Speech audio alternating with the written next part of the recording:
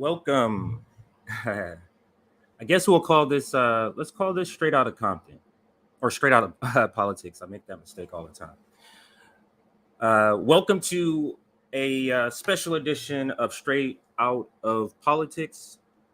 Uh, I got a different, I'm sitting in a couch in my house instead. Wanted to see if I can try something different. I think I like this, at least how I feel better, maybe not the background. But I wanted to talk about something I recently saw today. I saw this tweet. Actually, let me share it right now. I don't need to set it up.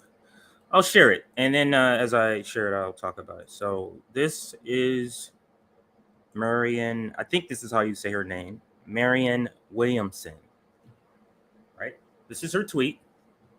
And when I saw this tweet, I saw a few faces on there that I like. Of course, Bree, shout out, friend of the show, friend of the network. She was on our general strike. Katie Halper, we weren't able to get her on our general strike, although we were reaching out, but schedules didn't match up. But I think a couple of our members have went on her show. So, she's a friend of the network. Krystal, we don't know. And the young lady on the far left, I don't know who that is. So I can't make any comments on that. So, but anyway, let's read it. So left takeover. So for me, that means she's speaking to leftists, AKA, I'm not going to say AKA, and or progressives. Some people do make a distinction between those two groups and some people do not. So left takeover. So she's talking to us. Usually people who watch who view our network, although we do have a smaller conservative audience that also view us, and we're happy to have you here to listen, to be in this dialogue. But anyway, back to the so left takeover, seizing the House. Live stream to support non-corporate backed congressional primary candidates. And then it gives the date of the stream. So just, full disclosure, never been a fan of Marianne Williamson. I know a lot of you, like her, just never been a fan from day one. So I'm giving you that notice up front. I'm sorry, I'm looking at the wrong camera. I'm giving you that notice up front. So let's analyze this. Let's look at the flyer here. Now, she says non-corporate backed congressional primary candidates. Do you notice she doesn't say Democrat in the flyer? If you're talking about primary candidates, you're only talking about Democrats or Republicans. That's all you're talking about.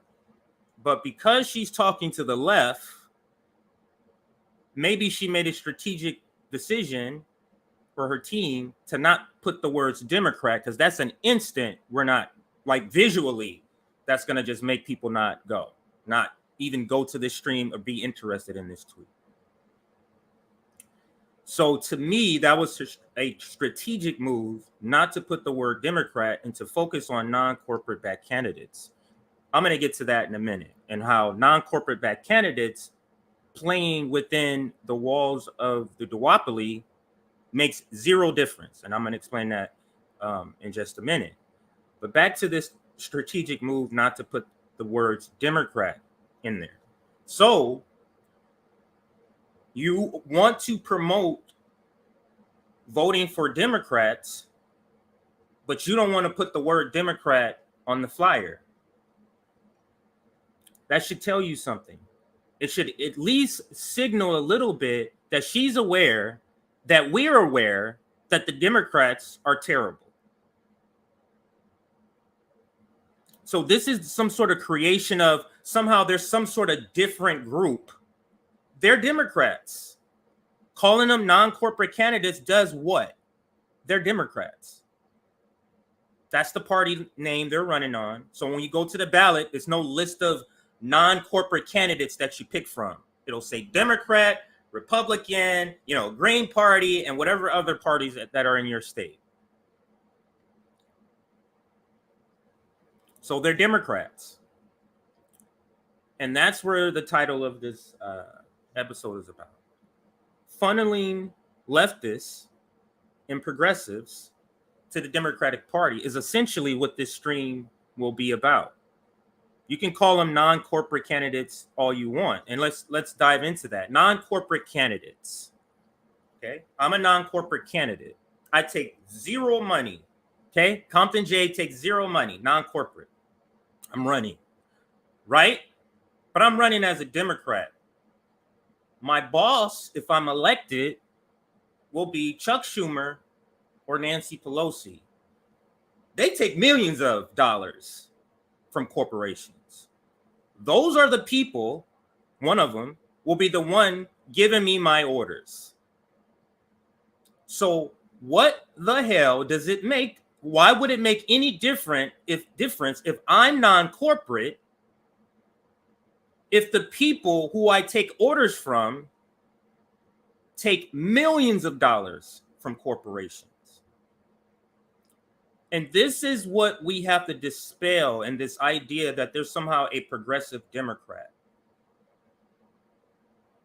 Yeah, we use it as a way of grouping so we immediately know what we're talking about, but that's really not even, that doesn't exist. That's like saying progressive imperialist. Can you be a progressive imperialist?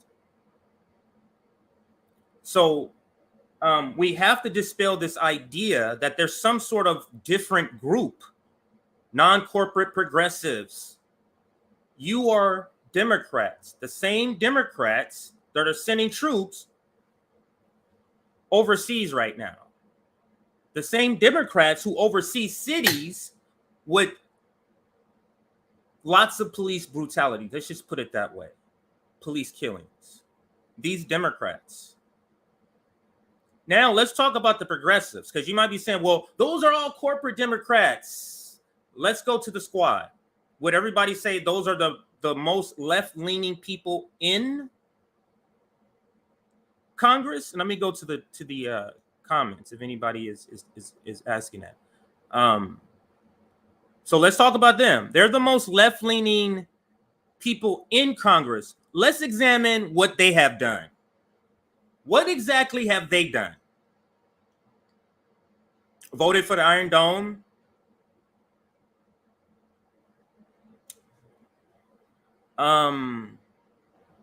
Let's start before that. Failed to hold their vote for Nancy Pelosi to push for a floor vote for Medicare for all. Let's start there. Let's start with not voting as a block. Let's start with not using their power to determine what type of legislation comes to the floor. The Progressive Caucus can do that. 10 to 15 members can do that. So we're going to talk about, so we need more people in there. More people who are spineless, gutless. That's what we need. We have people in there now who are leftist progressives.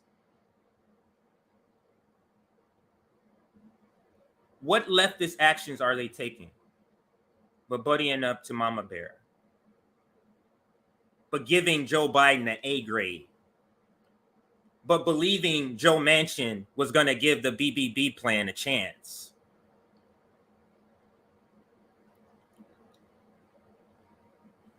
I just don't understand. I mean, I'm trying to see where should I stop at this list before you get that this is garbage.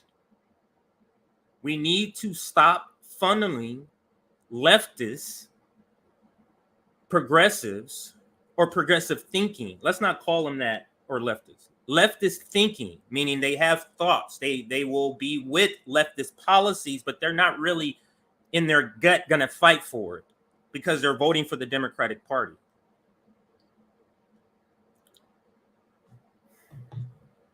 To me, I thought this is basic. I thought this was basic. I thought after this pandemic, Clearly, we're not going back to the Democratic Party. Clearly. This is basic.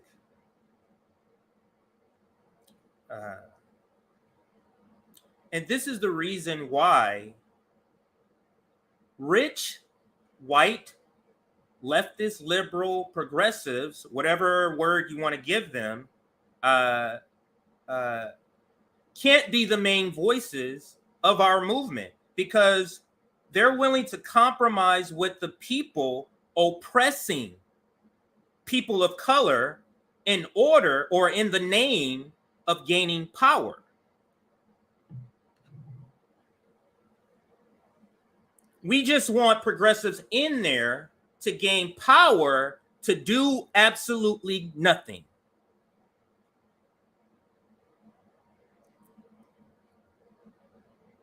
This is the reason why we can't be led by rich white liberals. They're willing to compromise for the people at the bottom of the totem pole because it doesn't affect them. Why aren't you using your platform for direct action in the way you use it for electoralism? You know why? Because rich white leftists, liberals, live good. They're not trying to be in the streets protesting. Why would they want to do that? They have health care. They have no reason to go out and protest for health care. They're not being killed by the police. They have no reason to go out and protest for that.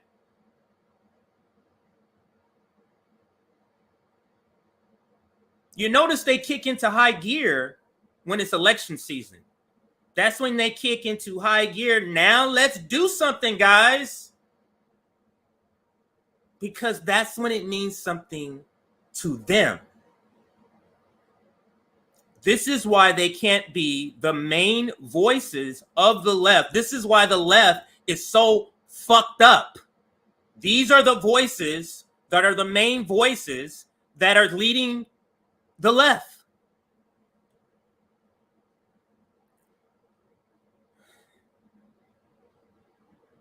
We have to do better. Why can't this event be about, let me actually blow this up so we can get a better picture of this. Why can't this event be about third parties? I don't know why I didn't do that from the beginning. But why can't this event be about third parties? Tell me that. Live stream to support third party congressional candidates. Fixed it.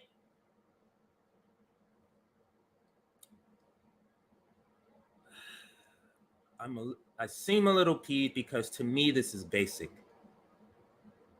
Have we not seen what the Democrats are doing right now?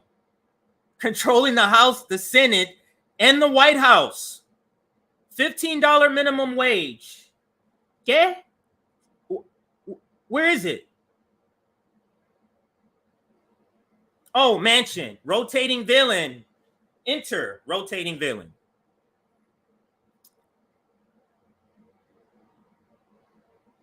George Floyd protests, largest in history. George Floyd Act. Let's give more money to the police that killed George Floyd. Democrats. Voting rights, but not the voting rights you're talking about. The voting rights to vote for third party. You know how Democrats talk about that? Voting rights, except for the right to vote for a third party. Let's funnel leftists to that group. Come on, leftists, let's go. This is basic, people. Basic. Let's check out some comments here. I just can't. I mean, I'm just peeved that this is. How is this still happening? What are we doing here?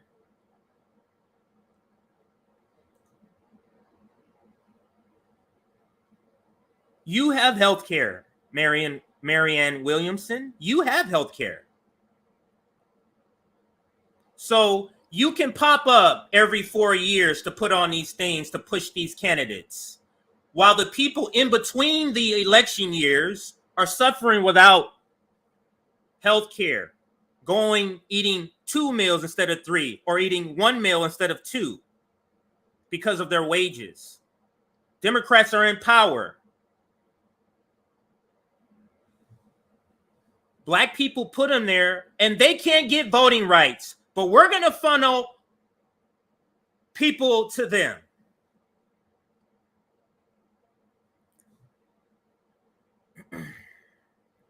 This shit is basic, man. Let's see. Yeah, it's very lazy. Very, very lazy. But this is what rich, white, leftist, liberal progressives do. The lazy shit. The lazy shit. You see it in the old left, in the new left, as far as the media structure. The old left, they don't go on each other's shows to show solidarity, not like the new left does. They don't go and stream from protest marches like the new left does.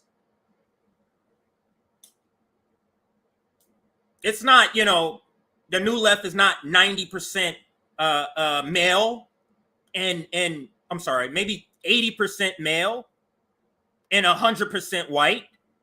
That's not the new left. We have to break these chains from the Democratic Party. We have to get out of it. We can't talk about it on Twitter. Then when it's time to put in action, when November come around, election season, then we get afraid. This is why we can't be led by rich, white liberals. Because it's a difference to them if Trump is in office. Ain't a shit difference to us. Whether it's Trump or Biden.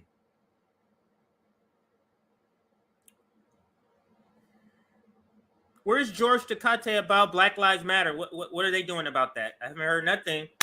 Remember what they were talking about? Black Lives Matter, vote for Joe Biden. But we're funneling people to that.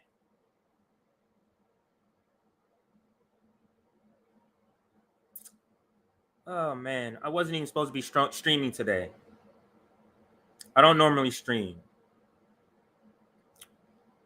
on this day. Let me see if I can get some RBN members to join me up here. I'm going to hit them up. But let me look through some of these here. Let's put this on the screen. Boutique left is comfy in their privilege and wealth. This is what I'm saying. Now, I wouldn't necessarily use the term boutique left. The homie Case from Case Study QB told me that this is a slur. This is the reason why I refrain from using it. Okay. Although I don't judge anybody who uses it. I don't make any judgment on you using it. He said as a slur, I'm trying to be a little polite. Because Case Study believes that there is a bridge to be built between the old left and the new left. Because he talks to both of us. He's down for the general strikes. He's down for all the direct action, but he also talks to them, which I have, no judgment on him either. Just want to make that clear. Where's Nick? I know. Where's Nick? I know they'll be here for the roundtable. I believe it's at either 2:30. Well, that's my time. 5:30 or 6 today. And it's 3:00 now, East Coast. So, yeah. Where's Kareem? Yeah, he was great. He was great. No offense, but I am done with polite. Hey, more power to you. And I do not. Hey, I support that. I do more than support that. We have to stop. We have to stop being fine with support. That's another thing. We have to stop being fine with support because Joe Biden supports $15 minimum wage. Joe Biden supports that. You see what support looks like? And they control the House, the Senate, and the White House. Super chat, the red pre-Carlin. I think that's what that says. The Democrats won't listen to you unless you are willing to not vote for them. Lawrence O'Donnell. Even a broken clock is correct twice a day. You have to throw that in there. Absolutely. Thank you for that super chat there. Let me see if I can get through some of these. Oops. Lip service for propaganda. Support is airy fairy. Absolutely. Thanks for sharing with us. Eye-opening. Tired of wealthy folks trying to tell us how to support. Absolutely. So this is a person. I hope this is a person. I hope I'm getting this right by your comment. That maybe you weren't aware, and now you're understanding. Like, hey, yeah, we shouldn't be doing this, and you're a leftist. This is who I want to reach. Don't be fooled by this. Don't be fooled by non-corporate backed candidates. Let me give you an analogy. I'll take you off there. Let me give you an analogy. I think I've said it on a different stream. Let's say I'm a vegan and I want to promote vegans. I want to promote healthy eating. Do I do that by joining a group called the Meat Eaters? Does that make sense to you? That's essentially what we're doing by teaming up with the Democratic Party. We are anti-capitalists. They're pro-capitalists. We are anti-imperialists. They're pro-imperialists. We are anti-racist. They're pro-racist. Do you get this? Do you get this? Get this? We're complete opposites. They virtue signal what we are.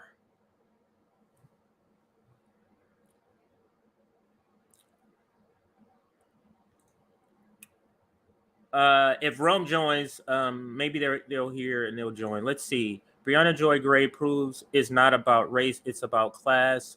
She's black, but she's rich and privileged. I don't know if she's rich and privileged. And this comment I'm saying is about Marianne, because I don't know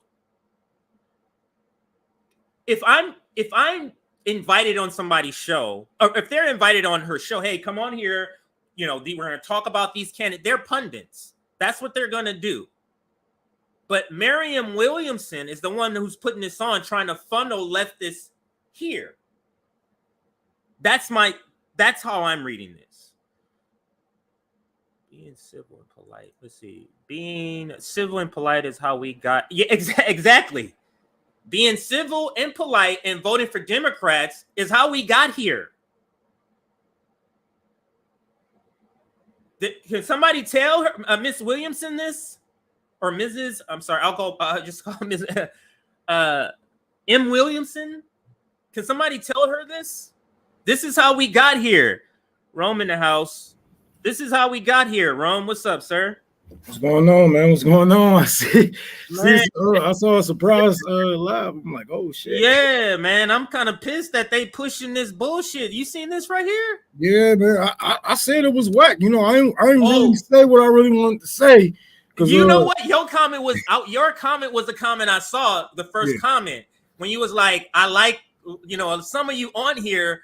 So I'm gonna be real. Yeah, I'm gonna find your comment in a minute, but go ahead, man. What do you think about this? Say what you wanted to say that you didn't say in the tweet. I mean, like damn near everybody, even in the comments already, the people is saying it. Even with the ratio of the people not liking her stuff, we see that she has hundreds of thousands of followers. Yeah, in between all of these women. Millions of people are watching these women in between them, and they don't even like the idea. The people don't like the idea.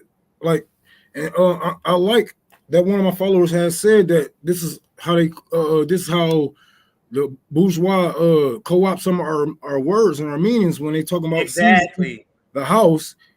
When we're supposed to be seizing the means of production, if we seizing anything, like, are we going to throw a revolutionary coup on, what I'm saying, the Democrats in the House? Is that what we're doing?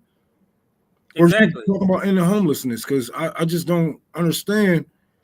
How can you? No, they're talking about voting for Democrats. That's what that is. Seizing the House. It doesn't affect us at all. It doesn't affect the people at the bottom, Rome, at all. They're going to be like, well, you guys, we haven't even had it yet, but we don't need to hear it. We already heard it. We know what's coming. And just by Miss Williamson, her track record of She was just trying to middle ground the Nazis and Ukraine. So exactly. What else? What else is she gonna say? Where else is they gonna go? Like, I mean, this might be a career to some people, but even if we got a podcast and whatnot, we still are affected by these bills. Nobody's rich here. Yeah, we splitting. Dude, I ain't made no money from this. I mean, shit, like we're not making no money from this. We doing this because the people need to hear the truth.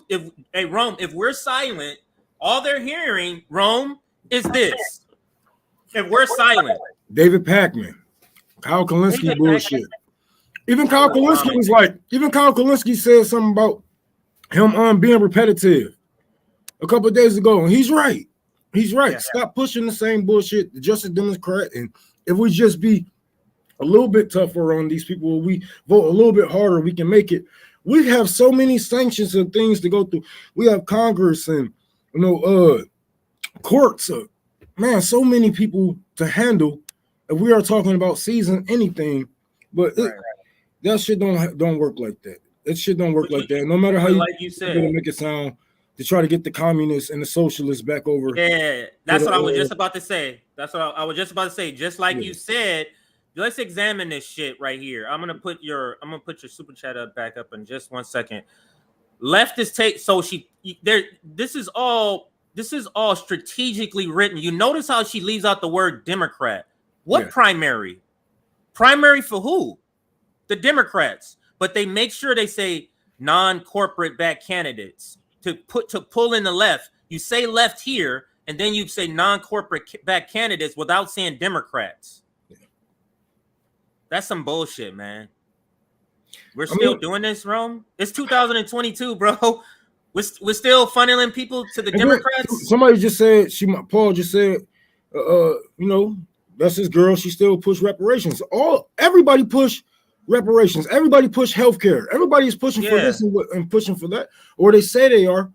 But I was just about to say that support until it's time to actually go get it. Right. They support it until it's actually time to go get it. And this is why we can't depend on rich, white, leftist, liberal, progressives, because they're not going to go to the streets in order to fight against police brutality. They're not going to go to the streets to get $15 minimum wage. They have all of that. That's why to them, it's all about electoralism. It's all about election. Like when I went on Jim Perlman's show, like to them, they may have some policy beliefs that we have, but to them, they really believe it can be accomplished through this corrupt system that's oppressing people of color. They really believe that. After we just seen AOC crying, well, whatever, about the Iron Dome, even with the kids in cages that they still haven't did anything about. Come on, man. What the fuck are we gonna do with? What the fuck are we really gonna do with this party? How much power does a couple of progressives actually have and can hold over a party like this that has so much backing from corporate corporate money? Man, this is, let's say there's 50 of them in here. We live under corporate fascism, and you thinking a handful of people is just gonna go in there and say, okay, we're gonna be the Tea Party this time. We're gonna Tea Party, and we see. Come on, man. No, don't.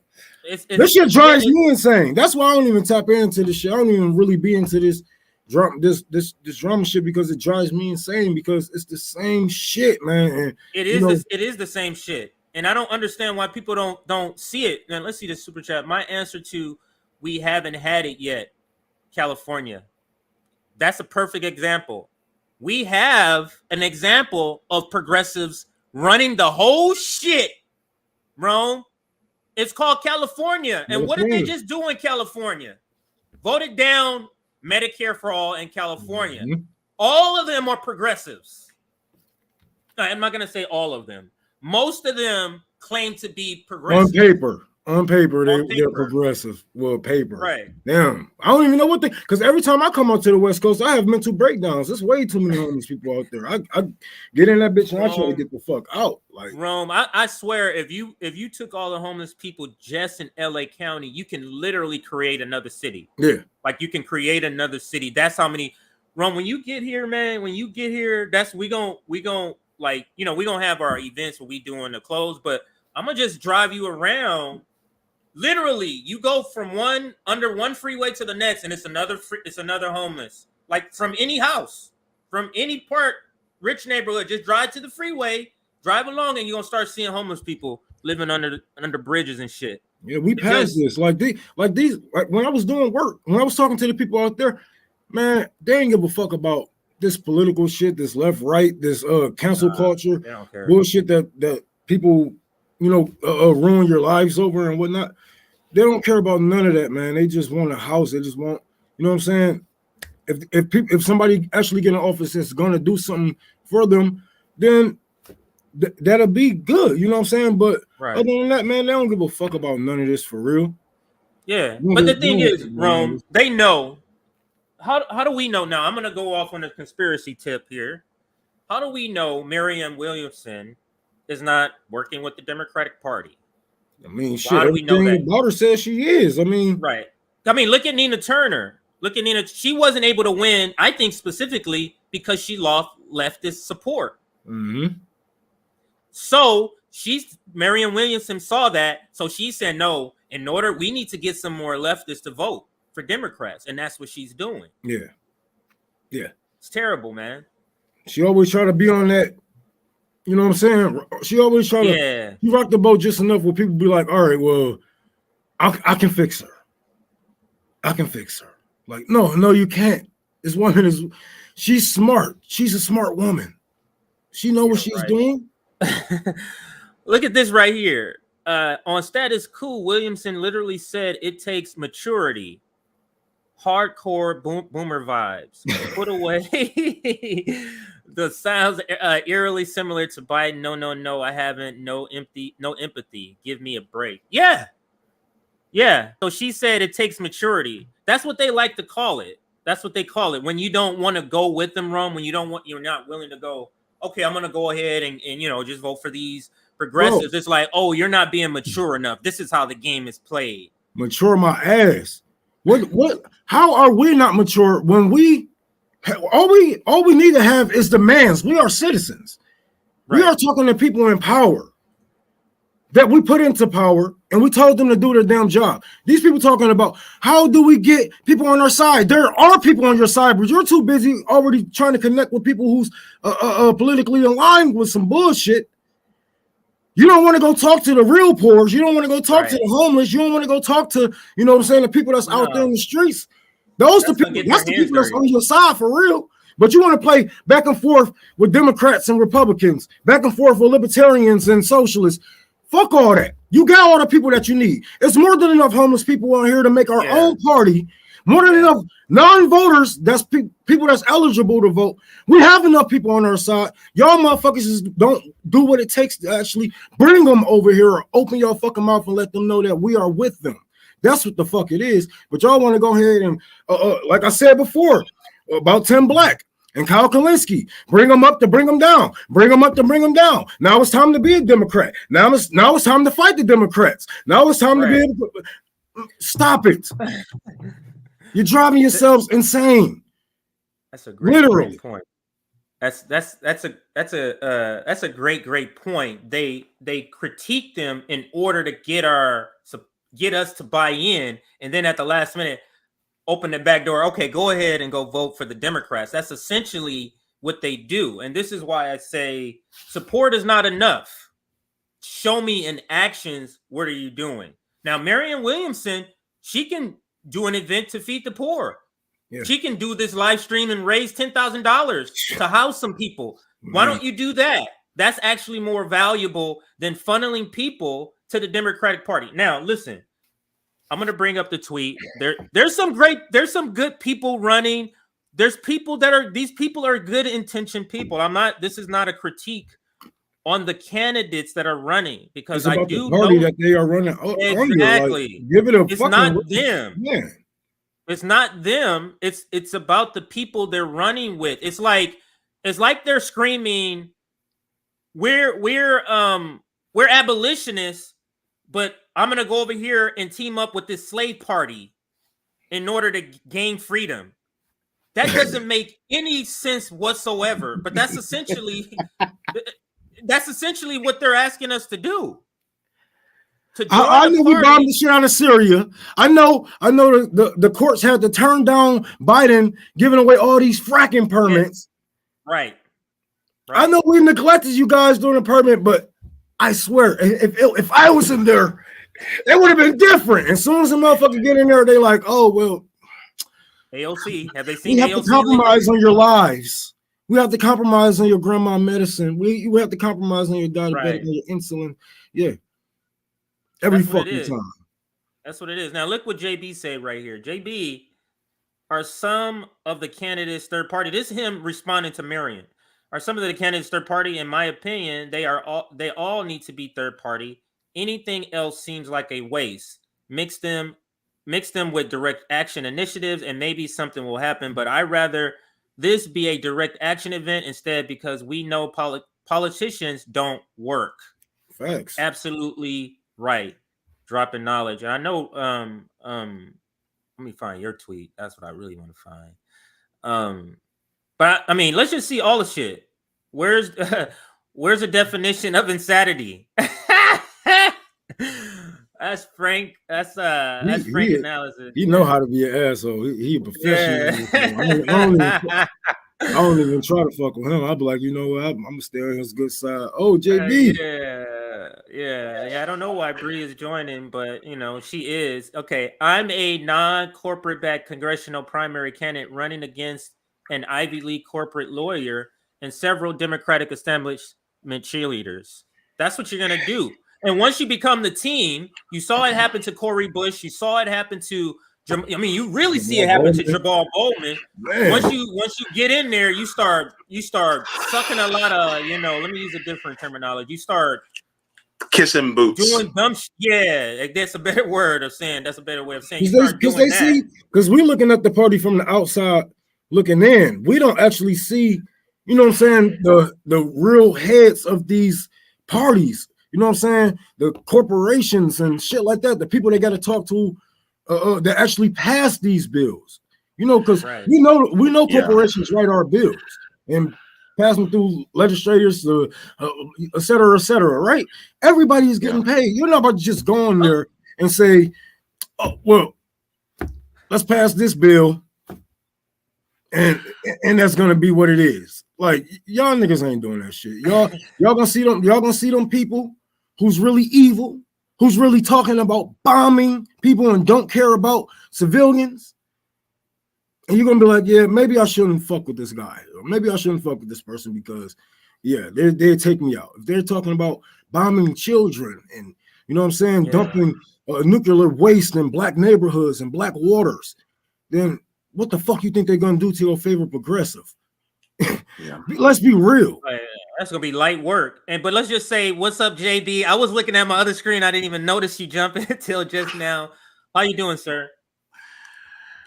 CJ, it's always good to see you. I never get to be on panels with you that much because our paths cross so much. Right. And so it's good to see you and your waves once again. JB, I just had your tweet up. So let me put it back up. So you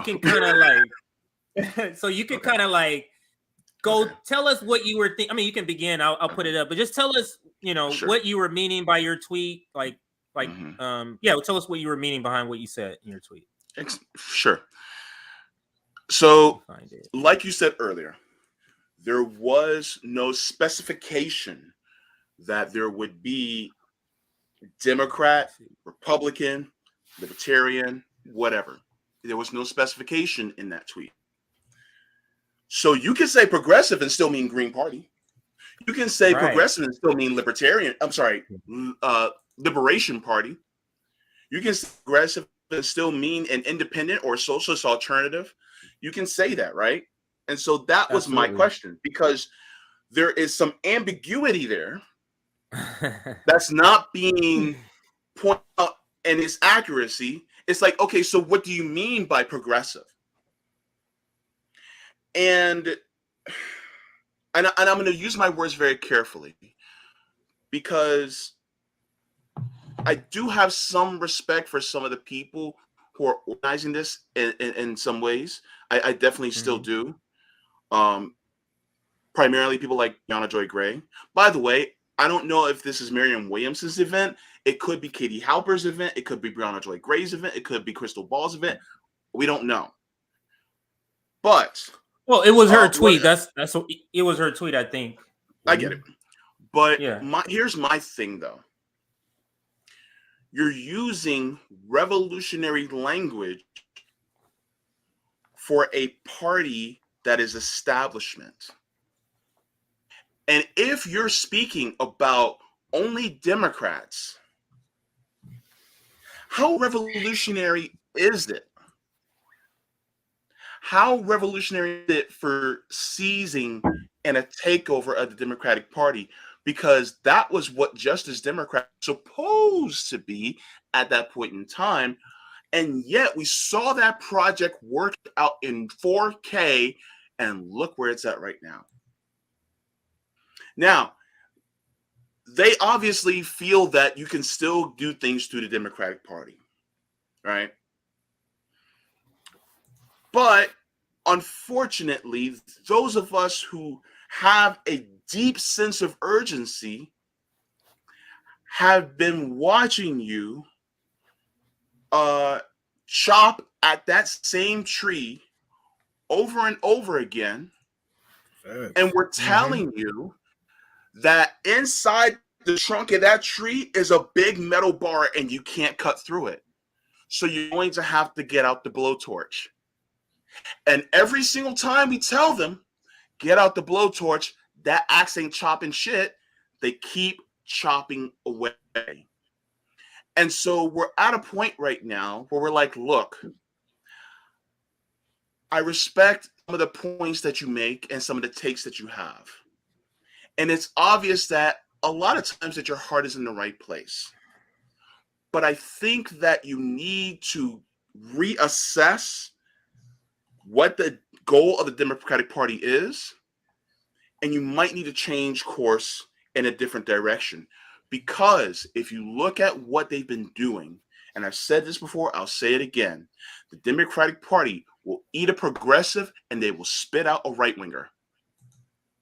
And we keep seeing that from time and time again. And look, I don't see Shama Sawant on that panel. And what did she say? She said that the road to the Democratic Party is to a graveyard.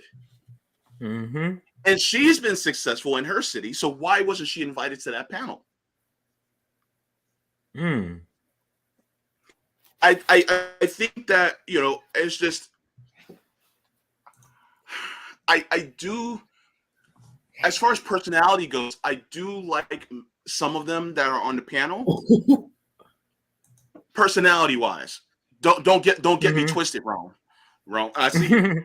No, I was talking about that. He was laughing at the comment. He was laughing at the comment. Yeah. But go ahead. I don't know if I know this comment.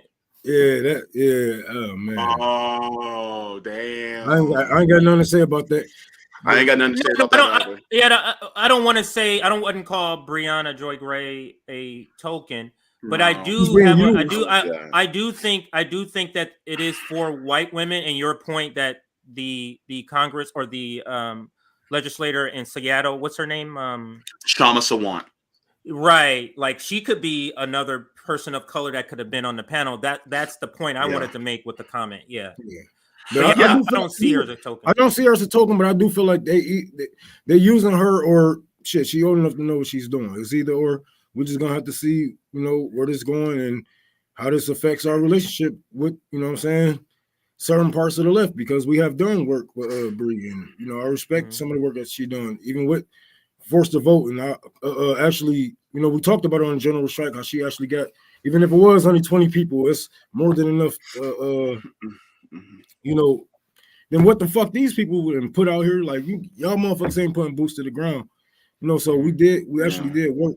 We're just gonna have to see where this really pulls our relationship in the future, because I don't see us actually telling you guys to vote anytime soon, unless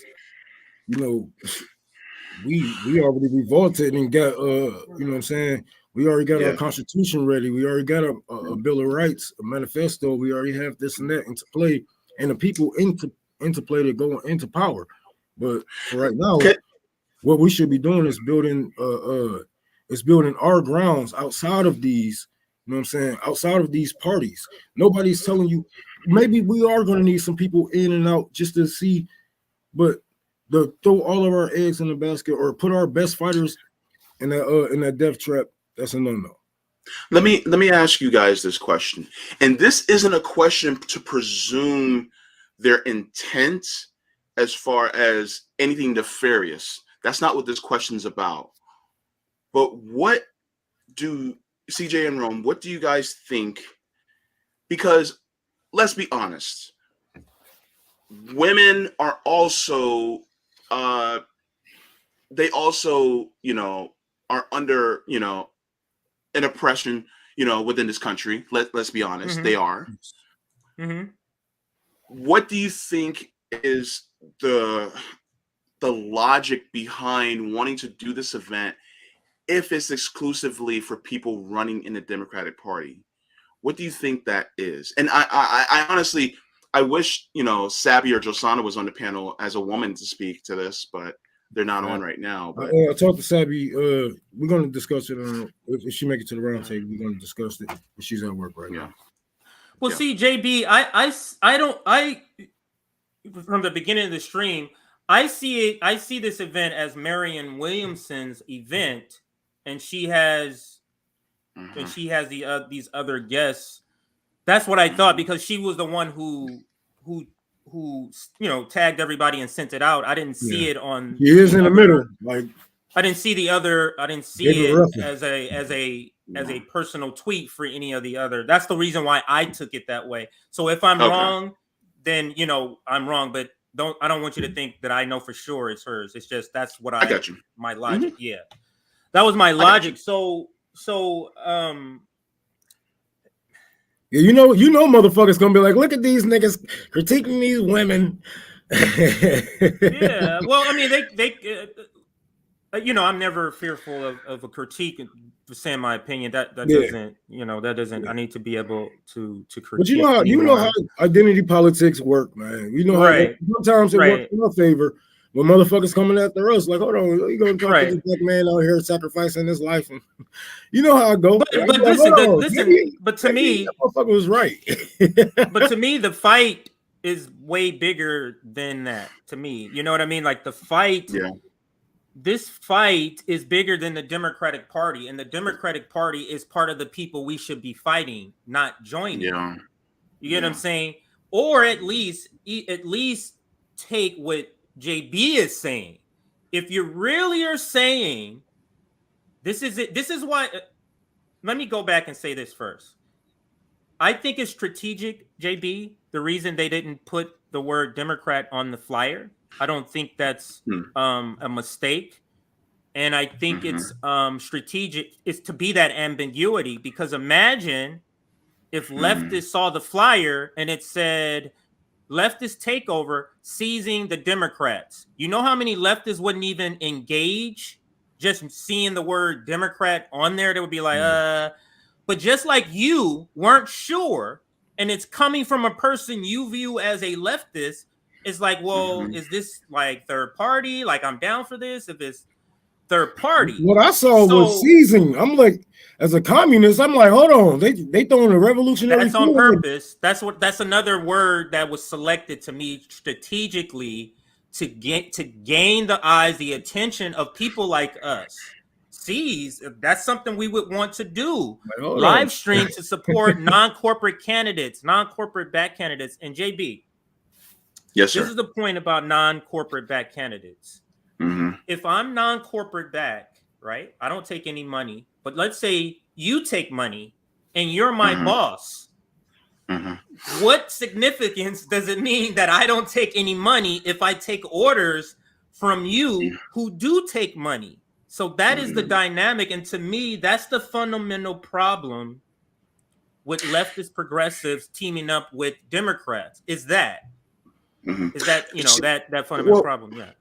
Well, CJ, I'm going to give you an analogy. To me, at this point in time, somebody who's a leftist like us joining the Democratic Party is like one of us joining the police department so we can change it from the inside. Right. How many black men and women have went into the police department to change it from the inside? Has anything changed? I really think about that rhetorically. Because the thing is that we've known the Democratic Party, because let's be real, the Democratic Party was a racist party from its inception. Right. And so therefore, the police departments have been a racist institution from its inception. Because what do we know that police departments originated as? They were originated as slave catchers, right? What makes you think that their prime directive has changed in all these years? So, with that being said, they're just going the avenue of being woke, right? The CIA goes in the avenue of being woke. The military goes in the avenue of being woke. The Republican Party is now trying to go into the avenue of being woke, right? Remember Sarah Palin? Yeah. Remember the black candidates that they had on? 999. Remember that? So the thing is that each one of these entities really, are they really about truly liberating people, not just us black people, but also immigrants, women, those of us in the queer community? Are they really about doing that from a fundamental aspect, from the concrete foundation on up? And we've been trying to do this. We've been trying to build the house from the roof on down. When Rome, you know construction, you know that that's not the right way to go. No. You have to start off with what? A concrete base, a foundation. Mm-hmm. So this is one of the reasons why I say, if you are into electoral politics, you start off one, third party. Number two, you start off local. And you start off in that base and you start to grow up from there. Because guess what? Unfortunately, the Democratic Party is basically not interested in truly getting rid of capitalism because it's been so good to them so far. All of them said, like, even the ones that they love, Elizabeth Warren said that she's a capitalist to her bones. Like, come on, man. Like, we it's basic. It seems basic. You know, you're looking for like, and I know it might seem like, oh my God, like nobody's out there for us. They aren't. Nobody's out there for us. None of them are there for us. They're only there because they know somebody. But Rome, that's exactly what this thing is entirely about, is to convince leftist progressives that we're going to have somebody inside working for us, and we're not. The minute they join the Democratic Party and take that oath, they're no longer working for us. She might as well put AOC, Ilhan Omar up there, Jamal Bowman, and all and the rest. You might as well just be blatant with it and say, "Shit, vote for us." Just vote. Let me ask you guys. Let me ask you and CJ and Rome a question. Do you guys wish you were wrong on this? On many other things? Yeah. Oh yeah. Hell yeah. See, here's that's the thing. I was like, that's why I didn't want to say nothing. I didn't, you know, I ain't even gonna lie, because I was like, nah. But I like some of y'all, so I'm well, okay, so I'm gonna say this to our audience. And I'm gonna speak for myself because you two are grown-ass men, and I respect your voice, and I don't want to speak over you. I hate being wrong about these things. I detest detest being wrong. I wish that it was a pathway to get to liberation through the Democratic Party. I wish that we didn't have to force a vote. I wish that we can move Biden to the left. I wish I could do all these things. But we have to live in reality. And what have we been observing so far?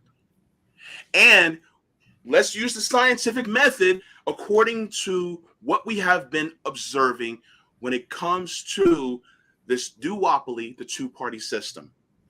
Has our efforts been working in pushing people towards the left?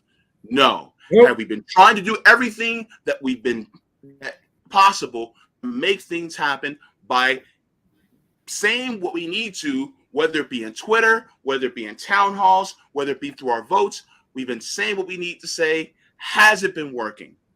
No.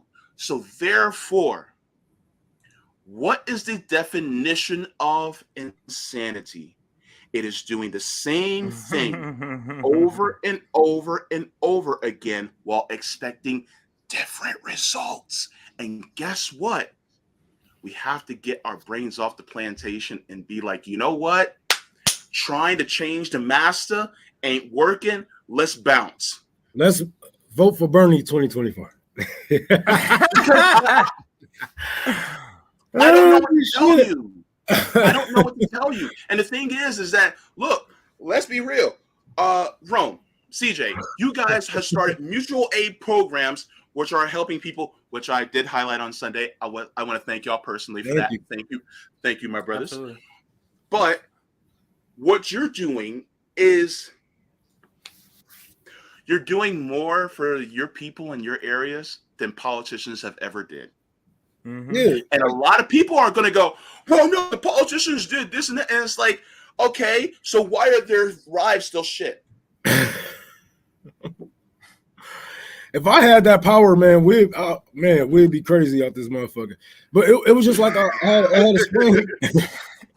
I had explained to people. I had explained to somebody. Let me see if I can.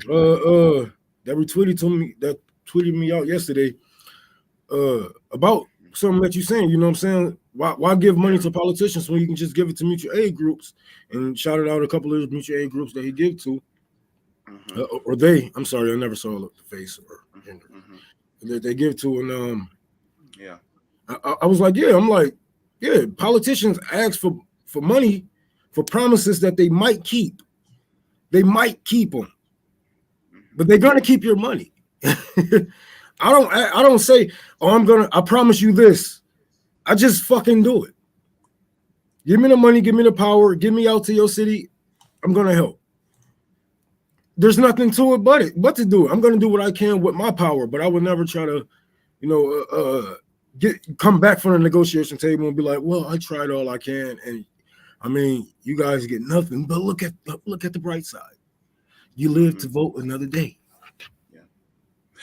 I do think they mean well, though. They do. I just think that they are at a point right now where it's like we have to keep trying, and it's like we're at a point now. It's just like homie, you got to give up. It's time to pivot. Homie, it's time to pivot. It's like it just ain't working. You gotta go in a different direction. Comments is pissed off. But listen. This I found the video. This might show that or confirm that this is Marianne Williamson's event because this is her video about it. So many people are just done with the way corporations run this country. Damn right. It has to do with the fact that people don't have health insurance because of the dominance of insurance companies. Or people can't afford their medicine, sometimes life-saving medicine, because of the dominance of big pharmaceutical companies, because of the toxins and carcinogens in our environment, because of big chemical companies or big agricultural companies. The fact that our environment is practically imploding because of the dominance of big oil, or the fact that so much of our foreign policy is run by the militarism supported by the defense industry. In issue after issue, our Congress is now held hostage. It's a kind of legalized bribery by which short-term profit maximization for corporations. Congress is held hostage. Not that they're getting rich. They're held hostage. I just wanted to point that out. Yeah. They're being held hostage by corporations. That's being Takes too kind precedence to them. over the health and the safety and the well-being of the American people, the animals we have here on this planet, other peoples in the world, and the earth itself. But people are starting to push back. You see it with the resurgence of the labor movement. You see it with protests. And one of the places where we absolutely must make our voices heard in order to interrupt the corporatist agenda that is destroying our democracy is in the midterms 2022. And that's why I'm very happy to tell you about an event, a live stream that's going to be taking place on Wednesday night, February 16th, 7 to 10 p.m. East Coast time. I will be joined by my wonderful friends and colleagues, Krystal Ball. Joined by so that tells me this is her event and she's inviting them on. That's how I see And it. Krystal Ball, who aligned herself with fucking Nazis. Well, whatever. Let's go. Juliana Forlano, Briahna Joy Gray, and Katie Halper, as we introduce you to some of the fabulous non-corporate backed congressional primary candidates that are running all over this country. It would be one thing if there weren't fantastic candidates available to us, but there are. But in too many cases, because these people are not corporate backed, they don't have the money to promote themselves in such a way that you would even know that they are there, much less be able to mount really successful candidacies and campaigns against the corporate-backed candidates. So please join us. I'll give you just a little hint.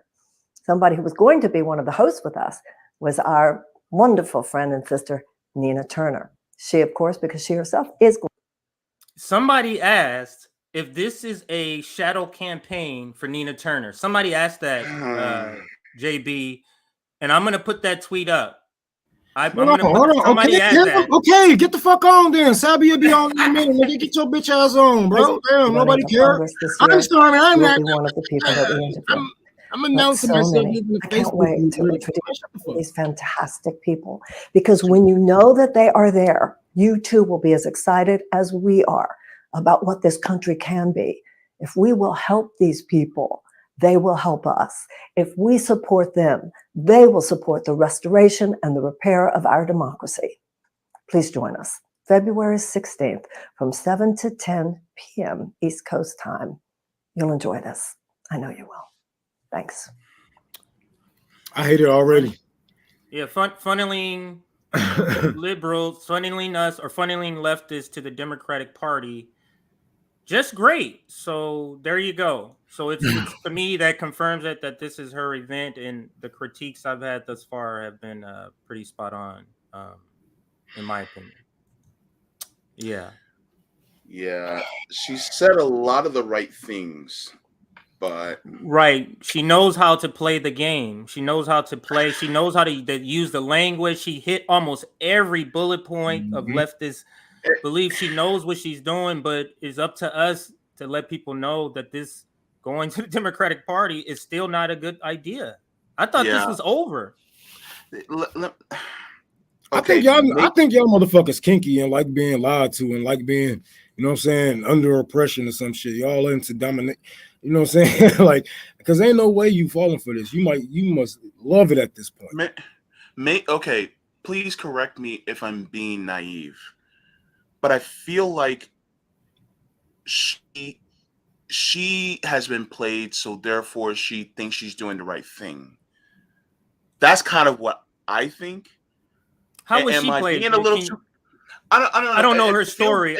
I don't know her story. If you know something I don't know, I don't know about a lot about her. I don't know. Maybe I'm being played, but what I mean is she's still under the impression that you can go through the Democratic Party to change things. And part of me is like, I think you're still falling for the Democratic Party grift. And so therefore you're doing what they would want you to do.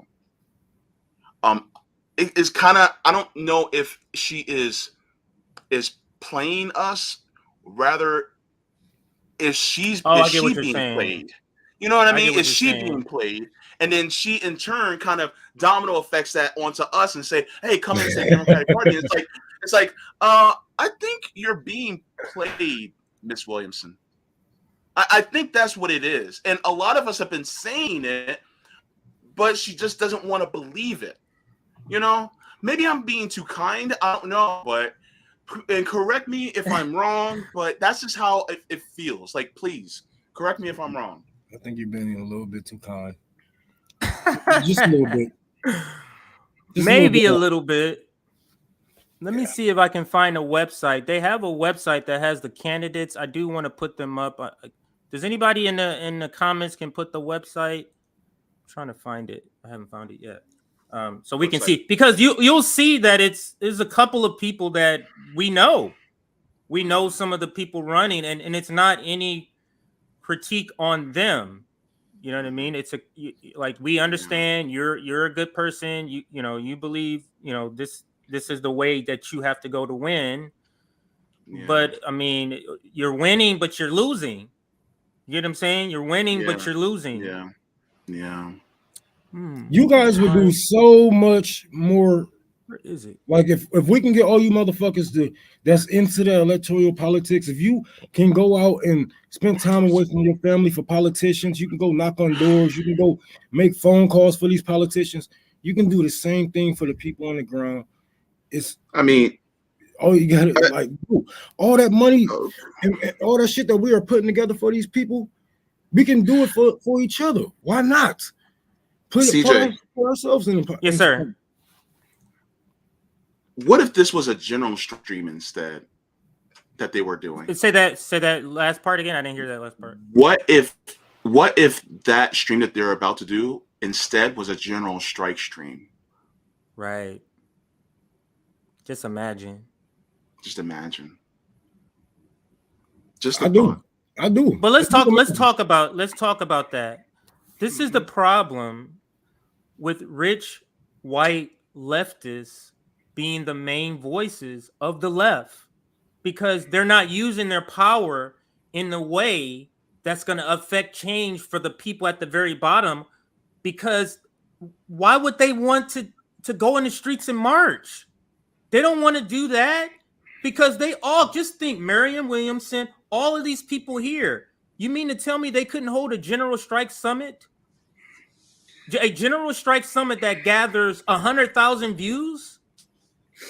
Like, come on, like, they're not willing to use their power to really rock the boat. They use their power to participate in the same system that's oppressing us. Yeah.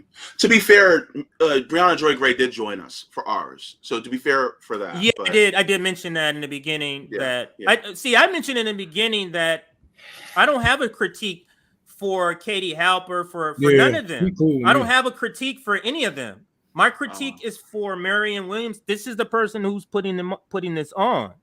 So I did mention that, JB, in the beginning of the show.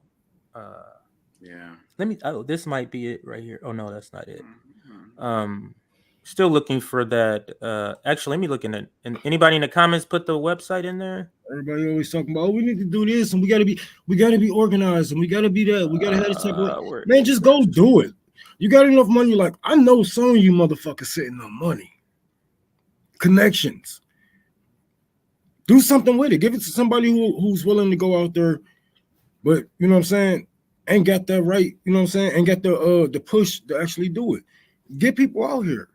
You know what I'm saying? Like, fuck all this voting shit, man. It's done. Like, things are going down, prices are going up, shit is on fire and underwater. We have no time for this, man. We have no time, and I'm sorry, you know, if it offends anybody, but you're insane if you think that you can slither in the Democratic Party in any way and try to overthrow anything, or, you know what I'm saying, try to backhand any of their operations. They have been doing this for generations now. They have a system put into play that they have been pulling on you guys for fucking how long? Like, come on. Ever since black people had the right to vote, they've been pulling the same bullshit back and forth with the Republicans are racist, and come on. Yep. So let's kind of delve into some of the comments, and we can kind of talk about some of the comments on her thing here. oops, on my, I'm sorry, this is on, oh, this is on my tweet. So I tweeted out Marianne Williamson will funnel so-called leftists to the oh, can you see this? You guys can see this, right? To the Democratic Party under the worthless belief that a progressive Democrat is different than a regular Democrat. We're still pushing to vote for Democrats in 2022, really, because this was shocking to me when I saw what this was. Here's a comment here. Seriously, after progressives were cheated during the primary and in the open twice, how stupid do we have to be to get it? Like the Dems would never let us win. So that was one comment. Let's see what this one is. Why is this one blacked out? Oh shit. That's we don't need to do that comment. What other comment here? Here goes one. Oh, this is you, JB. Sai, you think the lesson was learned since 2018? What did you mean by that, JB?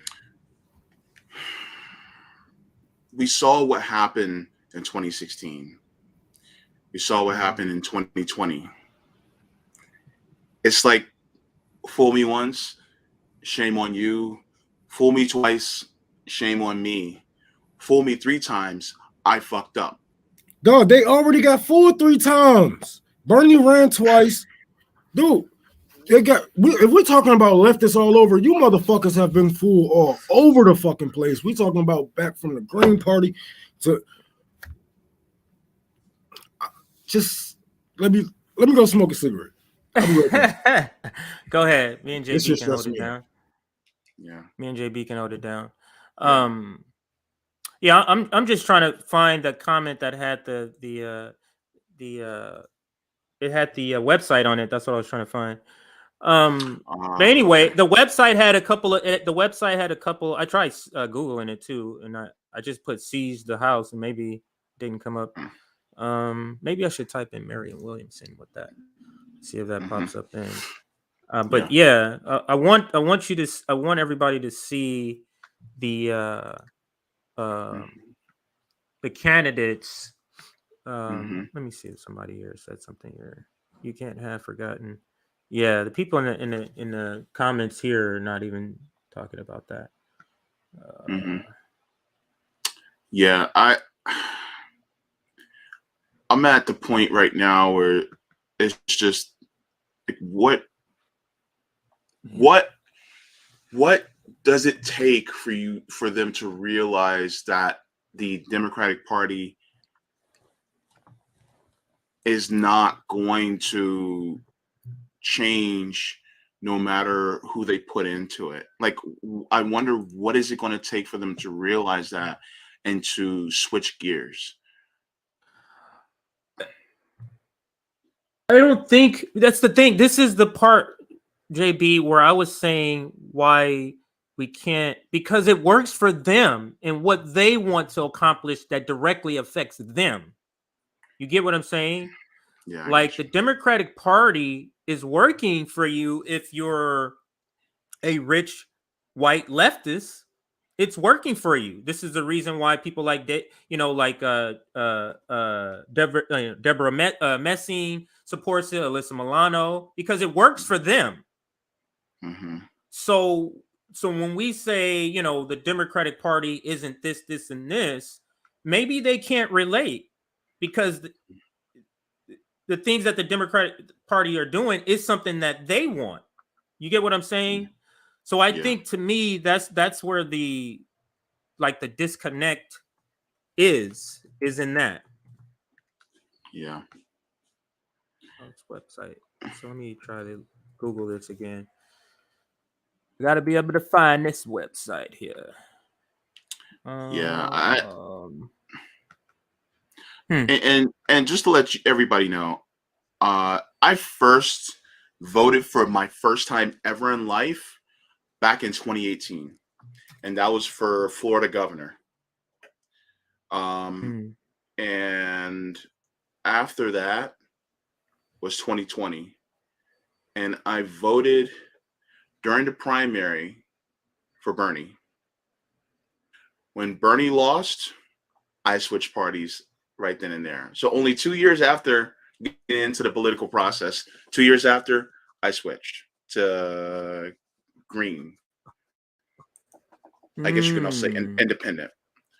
And so from there, I just been observing the Democratic Party as an outsider. And after seeing what they've been doing, it's like if you come in and if you're actually on the left and you try to do things from a left perspective in the Democratic Party, typically you don't make it in, period. Like, we'll make sure you don't make it in. And if you do make it in, it's because they know that they can change you. Exactly. I agree. And So, JB, I finally found the site, and I can't believe it. She's calling this a summit too. This is called a candidate summit. So the website is candidatesummit.com. And these are these are the okay. So these are some of the candidates here. Somebody running in the House, but these are all Democrats. They're every single one are Democrats. Okay. Marianne Williamson, if she was a real leftist, why aren't you? What is her belief of third parties? Didn't she do a debate recently about third parties? I think we know her here. Mabe, I think that's how you pronounce it. Mabe, a girl. Maybe a girl. Yeah. Yeah, that's it. Yeah. Oh, maybe. Oh, that E is like a Y. Okay, got it. That's what I didn't get that. I saw him recently too. This candidate here. So I mean, like I said, this candidate here, Michaela, like we know her. So like I said, we know her here. What's her name? But we know her. So there's a lot of candidates that. Go ahead. I met Christine Olivio. Yeah, I met her at the Medicare for All March. Yes. So a lot of these candidates, it's not a critique on them because they're good people. Unfortunately, they still have chosen to go, with the Democratic Party, and that's just simply problematic. Or here's another one, Jason Call. It's just simply, it's problematic. It's something that I can't support. It's something that I have to actively speak against. So that's the website. Because what are these people going to do, JB? Let's say they all get in.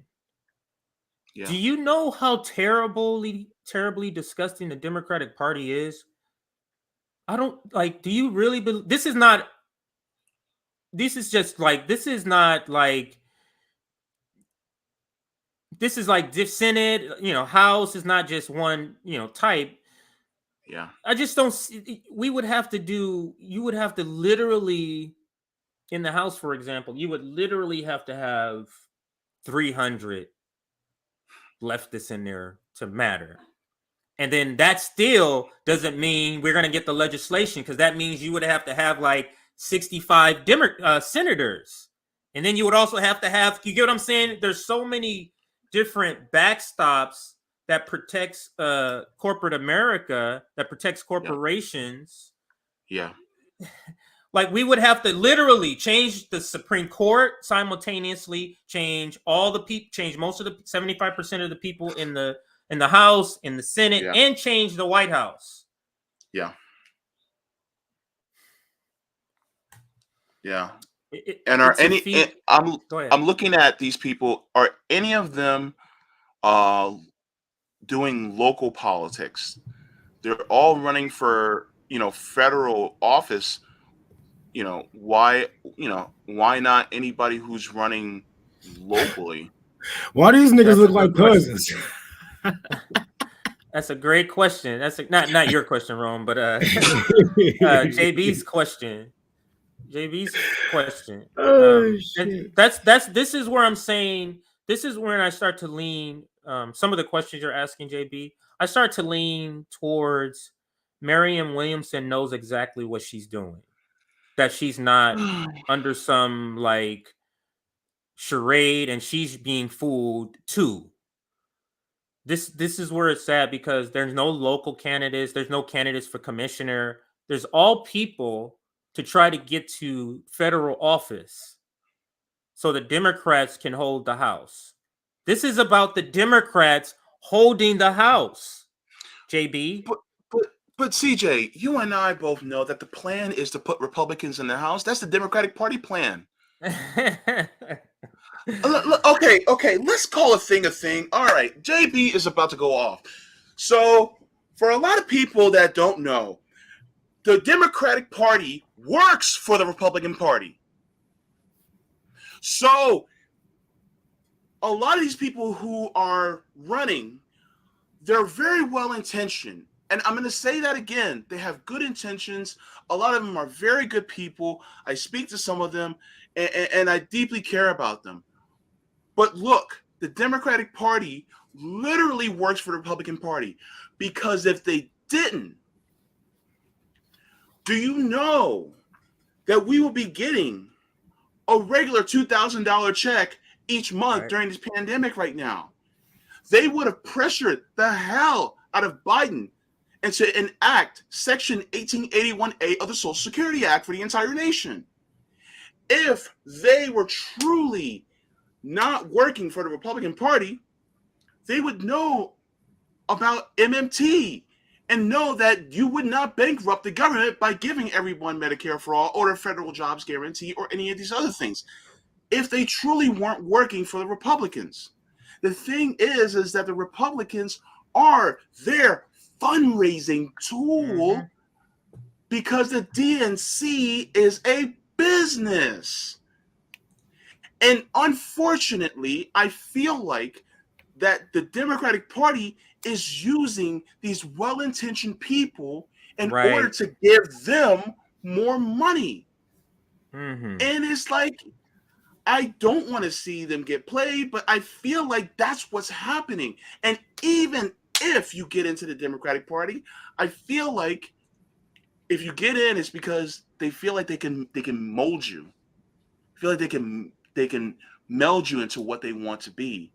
Because remember back in 1994, when Nancy Pelosi was sitting in front of the cameras talking about single-payer health care. And she was saying all the same things that a lot of people who are running would say. And guess what? Look at her now. And people are going to say, well, that's not me. And I'm like, money is a powerful thing, baby. Money is a powerful thing. Because guess what? That individualism will catch hold of you. And then they'll be like, well, you can do this for your family. You can do that for your family. You can do this for yourself. You're going to have great healthcare. You're going to have all this. And then you can help everybody else, but you got to do for yourself first, right? You got to help yourself first, right? And then guess what? Then you're $100 million. You're doing everything under them. And unfortunately, look, and that's the thing. I've been observing from from this side, from the black side of the force. That's my geekish side coming out, that they're trying to make it so that people are clicking on that Act Blue link a lot. That's what they want. They want you to click on that Act Blue link. Go ahead, CJ. This is exactly what I was talking about. This is the video you're talking about, JB. Here you go. Yes, sir. Oh, my bad. Hold on. Let me do the sound. Hold on a second. Rewind. Yeah, I'm about to say I can't hear AOC. Thank you very much, Congressman McDermott, for holding this press conference and for your leadership on the single-payer proposal. I remain a staunch and ardent supporter of the McDermott-Conyers bill. I am very pleased with the president's presentation last night. I'm sure others this morning have told you that he made an excellent diagnosis of the problem, and now we have to get on with how we take care of providing health care to all Americans. My problem with the president's proposal, if there is a problem, is that one of the principles of universal access, one of the principles of the single payer bill is universal access. The president has accepted some of the principles of the McDermott legislation, be it universal access, no precondition, portability, you know, the list goes on and on. But for access to be universal, it must be affordable. And my concern is that at 150% of poverty, a family would have to start paying for its 20% share of the insurance, may not make it affordable to many of the families whose needs it hopes to address. There is already a concession on the part of the federal government that a family needs food stamps if they're at 185% of the poverty level. If we admit that people cannot feed their families at below 185% of poverty, how then can we expect them to pay for access to insurance at 150% of poverty? I think the president is on the right track. I think the closer he moves toward the single payer, the better.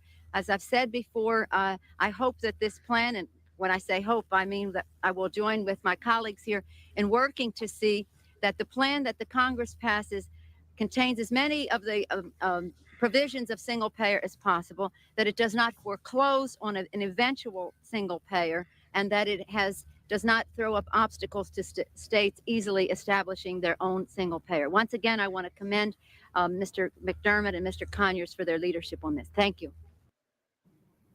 Was that AOC? That's not even recognizable as the same person. That's not even the same person. Think about how many people that she have killed with her being so neglectful. Like that. Yeah. Oh my God. JB, go ahead.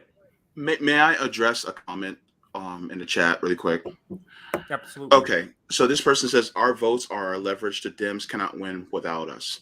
Let me ask you this question.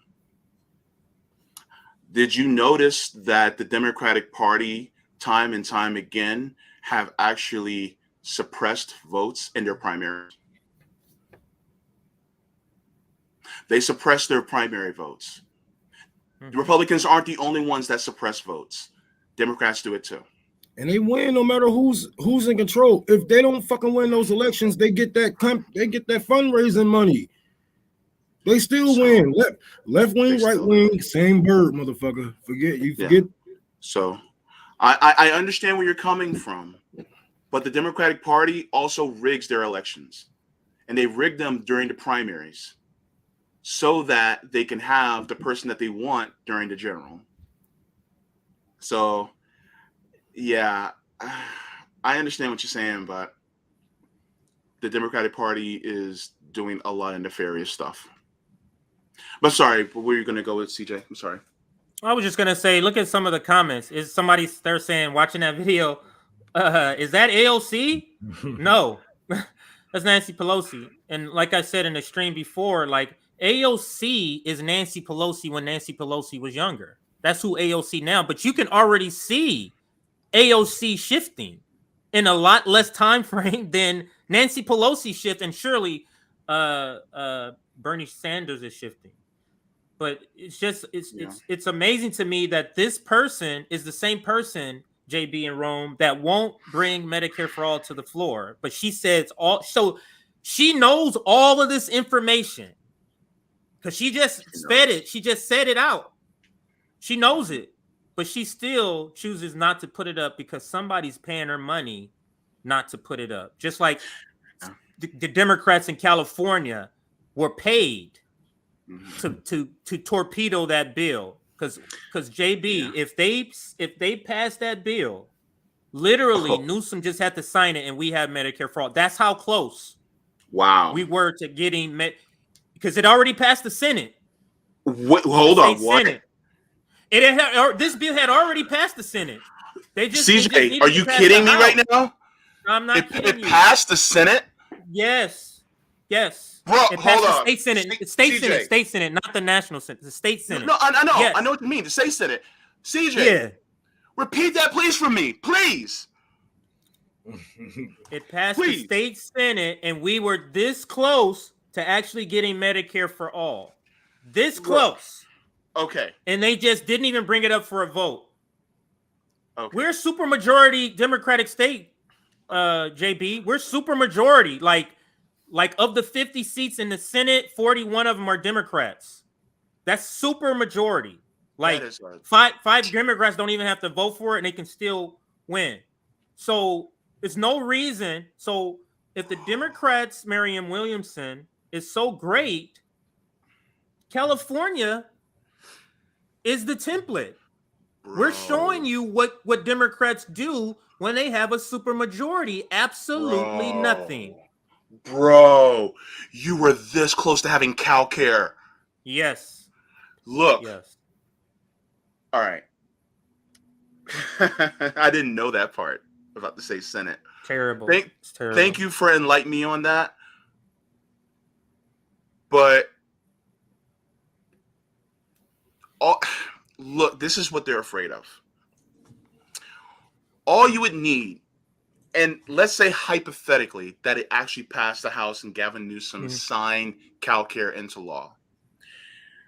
The millions of people that live in California, if they got just a taste of a single-payer healthcare system, just a taste of it, right? Just a taste of not having to spend exorbitant amounts of money on their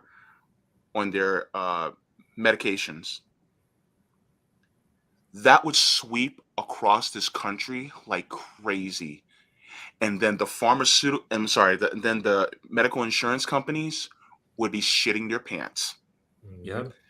Because they'd be like, no, because it's just giving everybody health care in this country, or even in just one state, is like giving a little kid ice cream for the first time. Right. You know, even if it's vanilla, you both are fathers. You guys know, y'all know. The moment you gave your kid that first bite of ice cream, it was over. Y'all were like, oh, shit. Now this kid's going to ice cream every single night for the rest of my life. Yeah. Yep. And exactly the same thing that's happening with healthcare. And then it's like, well, if we can get healthcare, then what else can we get? Oh my God. And then the people actually start to behave entitled because they're entitled to it. Dude. Yeah. That's the reason why all this money came in, JB.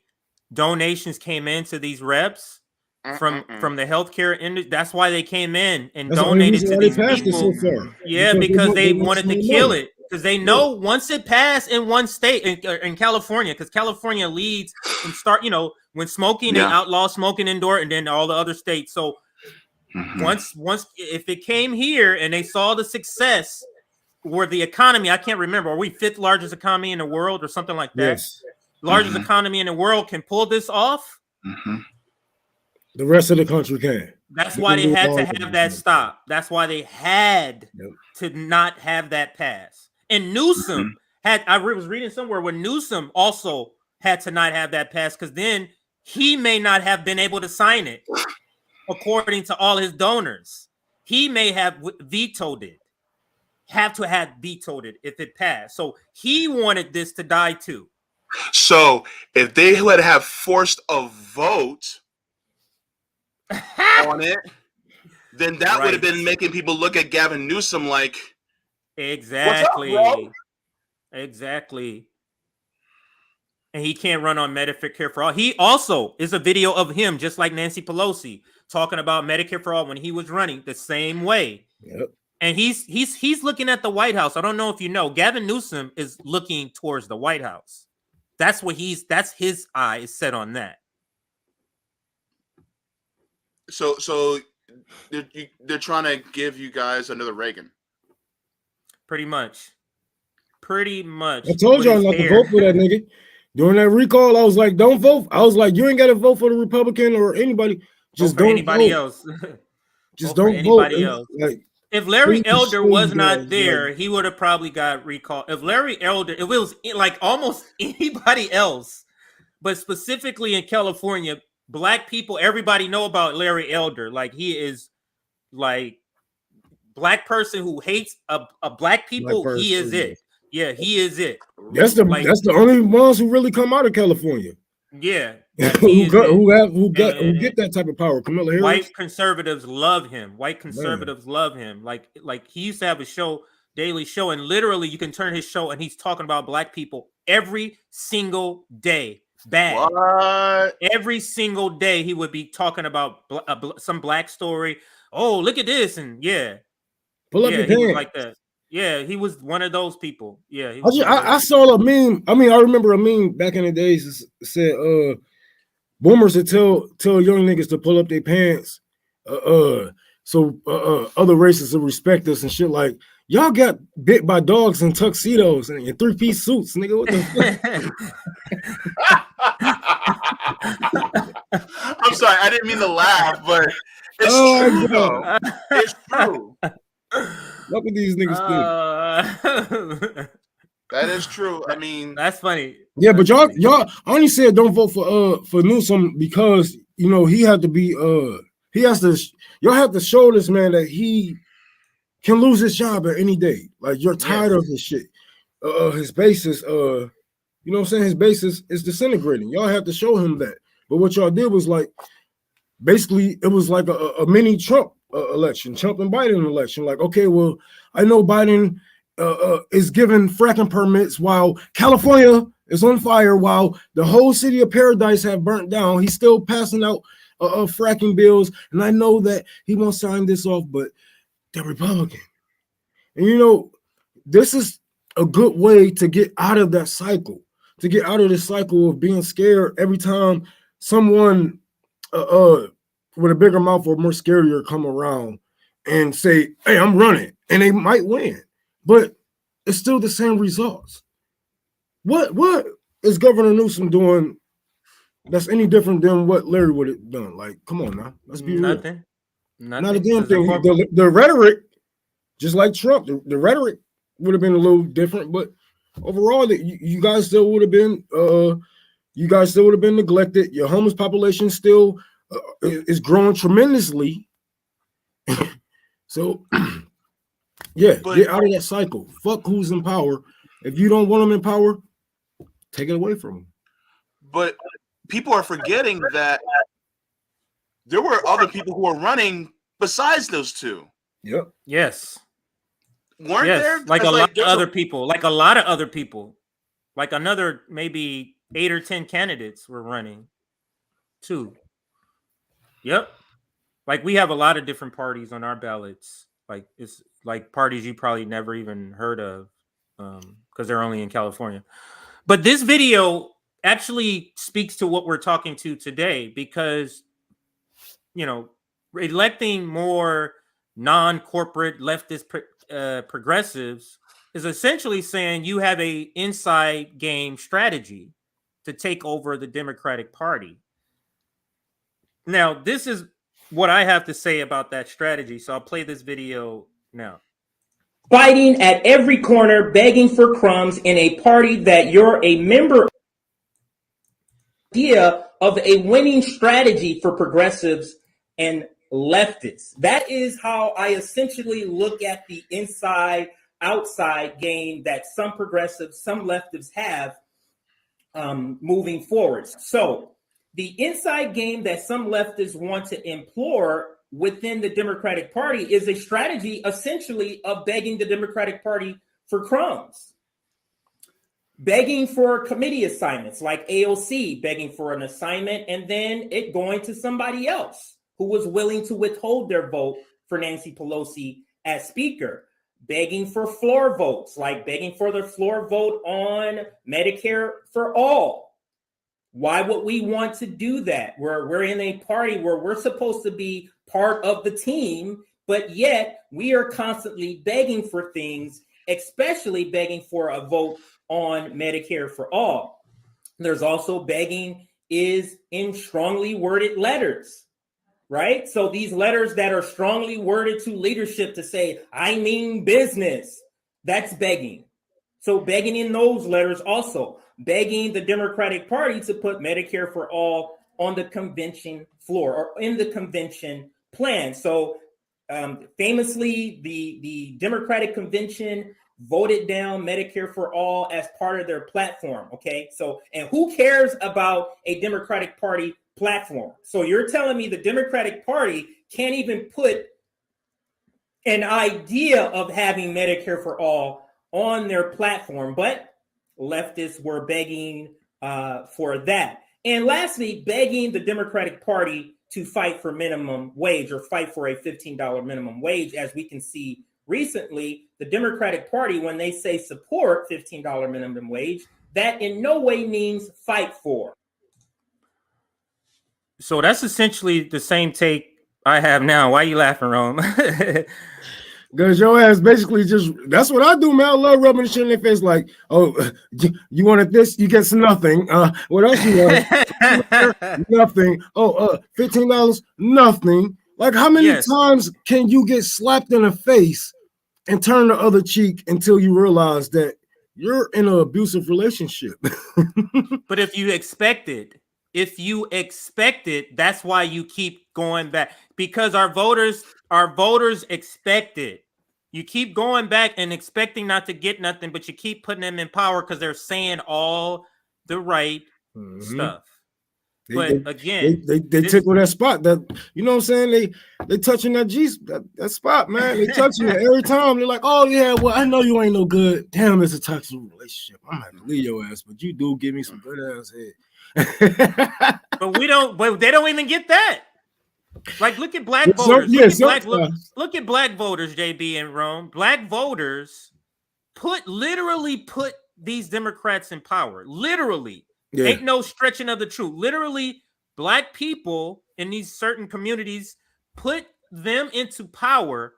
He gets in there, bullshits about the voting rights bill, and then when he gets to it, then half-ass does it, and it fails. Right? That because then he said, "Oh, I'm going to put a black person on the. I'm going to put a black person on the Supreme Court." Is what they're going to use as a way of saying, "Yeah, we couldn't do voting rights, but we got this over here." And then they're going to dangle that voting rights carrot in front of black people. Come to our party. We're trying to get you voting rights so you can vote for us, who's also oppressing you and your cousins overseas. Facts. I'm getting to some of the super chats that I've been seeing. Absolutely. Yeah, Kyle did a video blaming just Newsom and not the party, while Nina Turner was defending the guy who decided not to force a floor vote in a supermajority. That was from Ashura. I didn't want to look. The whole thing was Newsom didn't want to out the corporate Democrats who was going to turn down a bill, which was going to be most of them. Because, like, let's be real, Medicare for all on a national scale, it has a lot of co-signers. They have enough co-signers to actually get a floor vote, or us to even talk about putting on the floor. Why don't they? Because it's a good thing to have that carrot over your head to say, hey, I want this, I sponsor this, I support this. Like CJ said, that support word. Support means nothing. It means nothing. Yeah, Kamala Harris supported Medicare for all. Right. But think of this. Look at it this way. I support Twitter being free. I don't think you should pay for it. Would I fight for Twitter being free? Would I go out and march for Twitter being free? Nah, not doing that. That's how flimsy support is. Yeah. So stop asking for support. Ask the question, what are you physically going to do to show me you're fighting for something?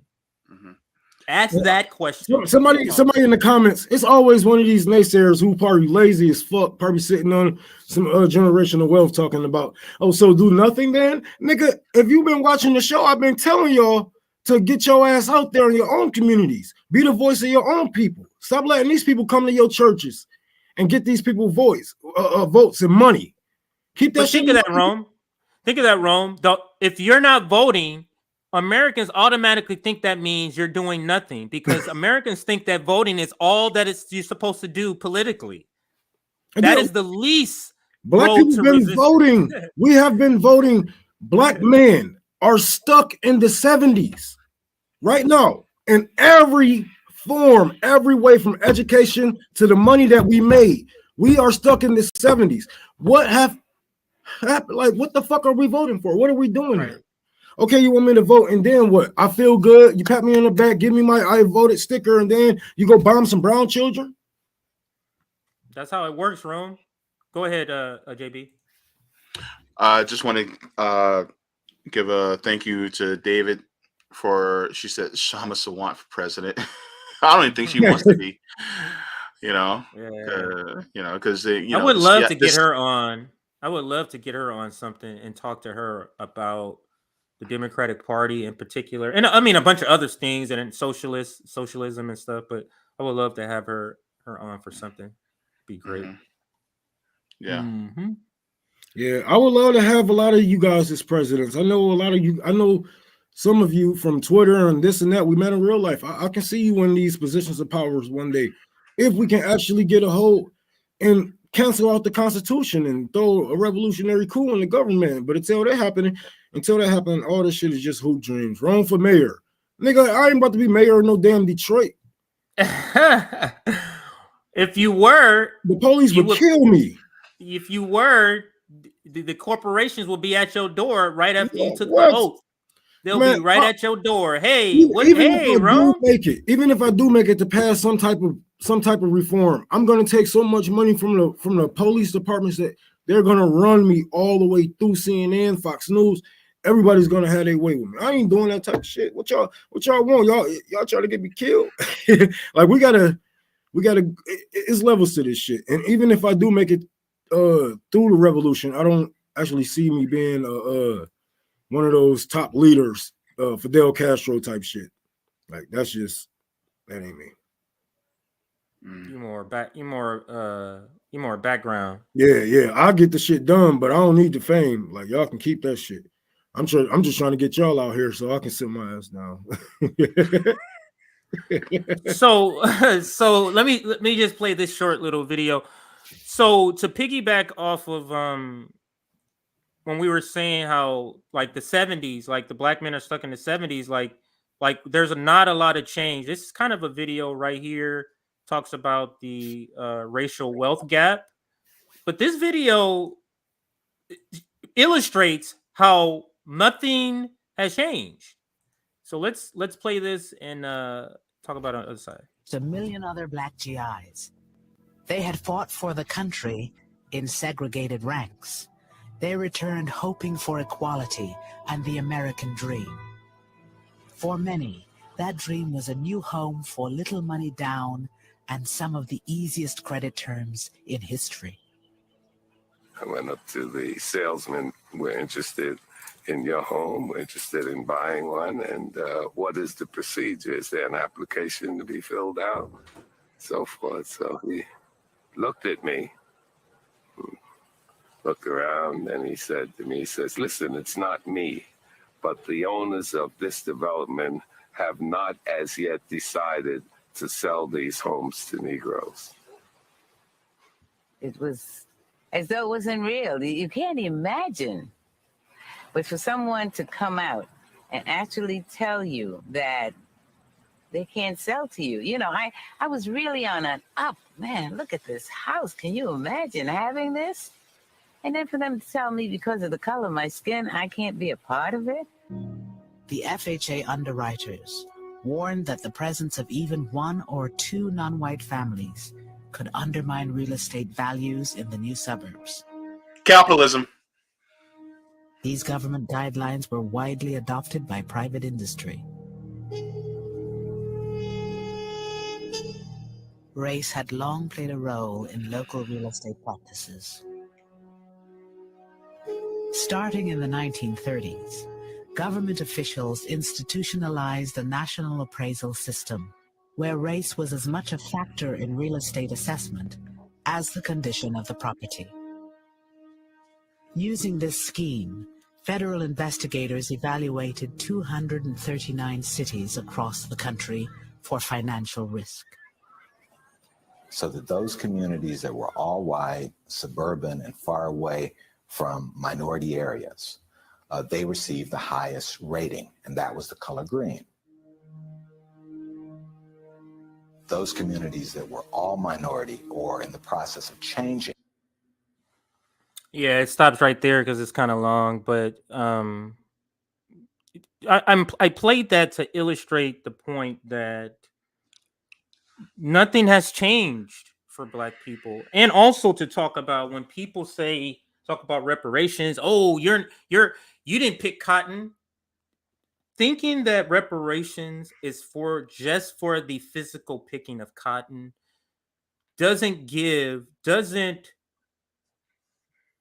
tell the story of the reach of slavery. And it's not only slavery we need reparations for, but stuff like this, where these GIs were promised all this stuff, came back and were denied. Imagine having the money and the credit to get something, and the person is saying, I'm not selling to you because you're Black. Not just one. Everybody is telling you that. It's terrible. And the Democratic Party is not doing anything to help fix that. And actually the United States government. It's just, okay, you're free, go ahead. Well, you stole my language, you stole my name, my history.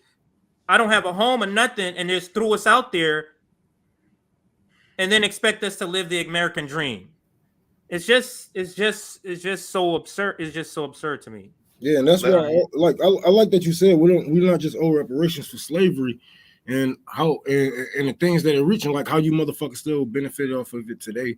But we are owed reparations from the 80s, from the crack that they are putting in our neighborhoods. Exactly. From us being targeted from private prison industries. And if you want to talk about reparations, then we're going to damn near own this fucking country, because right. They don't have enough money to pay what they owe. There is no way you can pay back someone that have lost languages, that has lost everything that makes them, that brought them into this world. There is no way you can pay reparations back to that, So they know if they was to give Black people reparations, even the minuscule of it, we're gonna say it's not enough, because it will never be enough, because you can never pay back something like that. Let's take a history lesson back. After the Civil War, when the slaves were freed, the white landowning slave owners were like, they came to the government and they said, we don't have any slaves. How can we make money? The United States government was like, okay, we're going to give you reparations for losing your slaves. So the fact of the matter is that reparations is nothing new to the United States. They've given it to slave owners. They've given it to the Japanese. And they gave... Slave owners got it. Slave owners got reparations for losing slaves. So if that's the case, right? And you smell that? That's bullshit, right? Mm-hmm. Stinks, right? Then what about those of us who, number one, reparations for slavery, reparations for Jim Crow, reparations for the prison industrial complex, reparations for the Tuskegee experiments, reparations for the crime bill, reparations for the war on drugs, reparations for the redlining and housing, reparations for the GI Bill, not allowing us to own land. Oh, and what about this? And even Dr. King talked about this.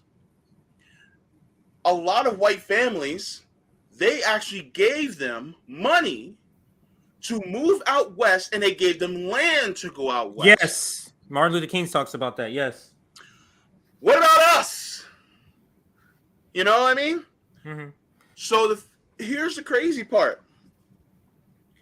There was an article I had passed by. I didn't even get into it, but they were talking about how, reparations should be around $350,000 for every single Black person in the United States. I said, that's not enough. No. It's not. It will never be enough because really, truth be honest to you, what they have done to Black people, hate to get gruesome, but if you think lynching was bad, try them lynching, cutting off and castrating our fathers, grandfathers, brothers, and uncles, and then putting them on a tree and then lighting them on fire and having a picnic around it. Try taking pregnant women, carving out their fetuses, and feeding it to crocodiles. You want to talk reparations? That's why. They did horrific, inhumane, torturous shit to us. And all we're asking for is equality instead of revenge. Mm-hmm. Count yourself. Some niggas asking for equality. I don't know. He making a joke. Go ahead, JB. Go ahead, JB. But I mean, look what Neil Curie says. Hold up, sorry. Shit. I hate when it pops up like that. Yeah. Hung up in molasses and left to flies. Do you know what that does? They literally eat and then they bury their eggs and then maggots start to eat the rest. They did that to people. And people want to talk about, oh, you guys don't deserve reparations. Like, who are you to say what we deserve and what we don't deserve? Have you seen what we go through? It's funny it's funny how they say that, and their grandfathers was the same ones that said that women deserve to be alive or to live. Yeah. Hold up. Exactly. Go ahead, JB. Rome. CJ, do you guys remember that was an article that came out? I think the average white family has a wealth of $175,000, and Black people have a wealth averaging about $8. $175,000, and just for us, $8. That's the wealth disparity within the United States. And yes, I will say that class and race, when it comes to Black people, are tied together. One and the same. One and the same. So when we talk about things from a class analysis, we're also talking about it from a race analysis as well. And so for people to say that we don't deserve reparations or we don't need reparations, no. And I don't care if it's unpopular, because even releasing slaves out of captivity was unpopular. We even had a war over it. I don't care if reparations is unpopular. I don't care if defunding the police is unpopular. Do it. Because it's the right thing to do. Mm-hmm. It's the right thing to do. It's the right thing to do. So this is the funny thing, that when people talk about, oh, this is not popular. Look, I don't care. Do you care if it's the right thing to do? Do you care if it's unpopular? Look, if I told you, well, Medicare for all is not it's unpopular, you're going to say, I don't care. Well, guess what? Same shit, bro. It's the same thing. So, JB, look, I do have a point to piggyback up? off what you're saying. Please. White people, or what do rich white people do with their money? Generational wealth, they pass it down. Mm-hmm. Now, let's say they paid our wouldn't they have passed that money down? That's another reason why the money belongs to us. Because the wealth was never given to our ancestors that would have passed it down, just like white people pass it down. All right. Right? All right. All right, I'll make what did they do with all their money? What would have all of our ancestors have done all their money if they paid us? They would have passed it down. Go ahead. I'm gonna get personal right now, and apologies to my family for revealing this, but it's whatever. This is what it is. Okay, my grandmother, right? She's 87 years old, still alive, right? Her and my step grandfather owned their home for 50 years. They owned their home for 50 years. My step-grandfather became bedridden. My grandmother has been taking care of him for years. She was late on paying her taxes on her home. some douchebag decided to pay the taxes, and according to New Jersey law, once you pay the taxes on that house, you own it. He gave her 3 weeks to move out. At the age of 83. Mind you, she owned the home. The home has been in complete ownership for like 20, 30 years already. That home was supposed to be passed down to my mom and then people like me. It's gone. Shortly after that, my step-grandfather died because he had to go into a home. Now my grandma is paying absorbent amount of rent in a tiny little apartment in New Jersey. Something that she didn't have to pay a mortgage for years, and now she has to pay rent. That wealth that was supposed to go down, passed down to people like me and my brothers, gone. Gone. Because of this sick system. You guys want to know why I talk about housing security so much? Because I have been homeless as a 3-year-old here in Orlando, Florida. I know what it's like. I've been homeless as an adult. My grandmother lost her house because somebody decided to just take it away. They paid on the taxes, and then they owned it, and they gave her 3 weeks to move. Family heirlooms, gone. Gone. My grandmother was a seamstress. She had the industrial size sewing machine. She had 3 of them. Could have sold that for a lot of money because they were antiques. Gone. Pictures, gone. All that shit, gone. Erased. And people want to talk about staying within the system. Working within the system to keep things going. What do you say to my grandmother? What do you say to an 87-year-old woman that's living alone right now? What do you say to that? Looking at me, nigga. Like, dude. And by the way, that was New Jersey, a blue state. It's always the fucking blue states kicking black people out. I mean, look at all the blue states going through gentrification right now. It's mostly the blue states. I'm like, I don't know. The thing So is, we're gonna vote our way out of this.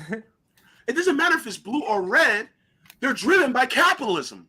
That's the point. Privatization. They're driven by capitalism. So therefore, this is one of the reasons why I feel the way I feel. Because I lost the dog in the fight. I'm a millennial. I'm 37. I'll be 38 in a few months. I don't have a home to my name. I can't buy one. I'm disabled. Shit. Like what? And then people want to talk about, oh well, you know, you can pull yourself up by your bootstraps. With what boots? Shit. God damn. I was gonna use my grandpa boots. Y'all took his fucking house. And by the way, my step-grandfather was a veteran. He fought in the Korean War. God damn. He's a Korean War vet. You would think they have protections for people that fight in their useless, shitty fucking wars, right? At least housing for life, right? At least you can give them that. But everywhere I go, I see most of our veterans on the side of the road. They're going through bankruptcy. They're in the hospital talking about they can't afford these bills. And all that. Hey, motherfuckers get cut off. I wonder why. I'm radicalized, man. Hey, this is what we do every day. I know I do that on Twitter. There's really no reason for me to go on Twitter but to radicalize, because I can talk to you guys like on regular phone. I go on Twitter to radicalize people so people can see, because that's how I was radicalized. Yeah. But I do want to show you this because it kind of ties to what we're saying. Because Marianne Williamson, this is where the head of the left is. 4.3% Democrat for the duopoly. There's 841 people. What are you doing electorally? Green 30. So this is what this stream should be about. Third-party candidates, according to what leftists want. But that's not how our politics works. Our politics works whereas a rich white person tells you what you should do. That's how our politics work. Go ahead. Let me vote for your. They make you vote for your oppressors and tell you that they're doing you a favor. Exactly. Oh, man. Exactly. There's a super chat. I think somebody. Let me see if I can get. If one of you can get to that, because my thing is getting stuck. My scrolling thing is stuck on there. If you can put that super chat up. All right. CJ's computer, tighten up, man. Yeah. No, I was on a different tab, so it's taking a while to get back. I guess it's taking a while to get back over. Thanks for the super chat, Replicarian. I'm a U.S. Navy veteran. I don't care about you after you serve your time. They just throw you away. They don't care about you after you serve your time. They just throw you away. Yeah. And by the way, Replicarian, I want to say that I'm sorry that our government subjected people like you to that, because you don't deserve that. People like my grandfather didn't deserve that. People like my uncle, who was also a veteran, didn't deserve that. He died in prison. Mm-hmm. And so many people who have, basically went into the military under the guise of trying to make things better, and then they were lied to, and then they just treat you like shit afterwards. Look, even though they're the ones who owe you an apology, I want you to get some sense of an apology. So I want to say I'm sorry to you, because you shouldn't had to go through that. You shouldn't have to go to war anyway. Shouldn't have to. No. Exactly. But, so this is the white leftist versus reparations. Let's take a listen to what fellow RBN member Nick has to say about it. And you're doing your JB lean here, just so you know, JB. Solidarity versus unity. Solidarity, as it's been explained, is you stand in solidarity with our community and our demands, right? Unity is what people like Hassan and a lot of Democrats do. So as Black people, especially Black women, we need reparations for the debt that is owed our people. And the debt that is continuing being siphoned from our community because of the class war and the prison industrial complex. If you dive into theory, aka critical race theory, that these people demonize because we dare you to think critically about race, that is what it is, by the way. Literally just thinking critically about race. Tying history, tying class consciousness, and how that affects race. So once you understand this stuff, you will understand the class reason, because class is tied to race, why we need reparations, right? There are some people on the left who believe we should not advocate for reparations because it may harm the Democratic Party. Boo-hoo. Oh my God, you may hurt this Democrat, their chances of winning. You can't advocate for the debt that is owed to your people because it may scare some white people. So you see what they say? You see what they're saying? They are demanding us to stand with their movement, despite the fact that they are not standing in solidarity with our community.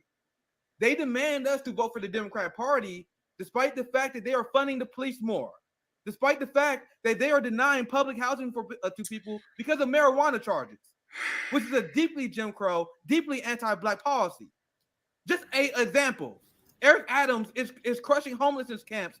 Black America is 40% of the homelessness population. This is why class is race, because the reality of class affects your race. We explain this all the time on the International Leftist Coalition. So if you, as a white leftist, is willing to defend the idea that we should abandon the struggle for reparations, you are demanding unity while not showing solidarity. I think he put it perfectly. That's why I wanted to put that there as a sort of a closing video, because we're going to be winding down here. You want to give you a break before the roundtable start. You know, you don't have a back-to-back. Thank you. Yeah, you want to have at least an hour. When are you starting, JB? When is the is this 6 o'clock? 6 o'clock. And this chair is hurting my ass. Let me tell you. So yeah, I wanted to be that like a closing video. So JB, tell us what's coming up on the roundtable. Tell the audience what's coming up at 6 p.m. Eastern. Make sure you come back 6 p.m. Eastern. Look, CJ, bruh, we got a lot to talk about. We're gonna touch on, because I definitely want to get Sabby's perspective on this whole on this, as well as there's gonna be some other stuff. I can't even get my brain wrapped around. Chantel, I know you're talking about Chantel and Medicare for All. Chantel Brown.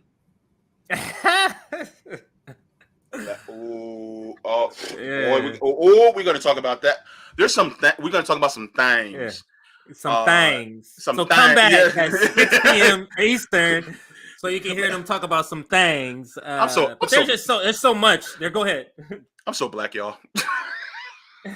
That's cool. I'll be using some phrases. Anyway, go ahead, Rome. No, I'm gonna. Hey, Rome, you want to shout out anything before we go off? I was on the phone with my weed, man. I wasn't trying to say nothing, but we're gonna man. Like, don't let this shit scare you. There's always gonna be somebody that's bigger and better. There's always gonna be somebody who's gonna say, I can, just it's always gonna be an opposite. Don't fall for it. It's just Tom and Jerry. How long have that show been on? That show, my kids know about Tom and Jerry. My mother know about Tom and Jerry. My grandparents know about Tom and Jerry. That show has to go on. If he was to actually catch that mouse, actually do something about it, he wouldn't necessarily have a home. Because I remember one episode when he actually did something about Jerry, and she was like, well, you're not needed anymore. And what would the people say? Well, I already got my health care. I already got this. I already got my housing. There's no need to fund these politicians. There's no need to go out and put my life on the line for them. There's no need to give them my money and my time. So don't fall for the Tom and Jerry. That shit is going to be on I like that. generations after we are dead, man. They are the Jerry and we are the Tom doing the chasing if we keep participating in that. Yeah. Good point. Either way you can look at it. Republicans is Tom, Democrats. Either way. Either way you want to look at it, that show has been going on. It's going to go on after we are gone, and people are going to fall for it. They're going to really think Tom hates Jerry. They're going to really think Jerry is running from Tom. But what y'all don't see is that show is written for it to go like that. So don't fall for it. It's just a show. JB, any last words, sir? Man, I love Tom and Jerry back in the day. That shit was funny.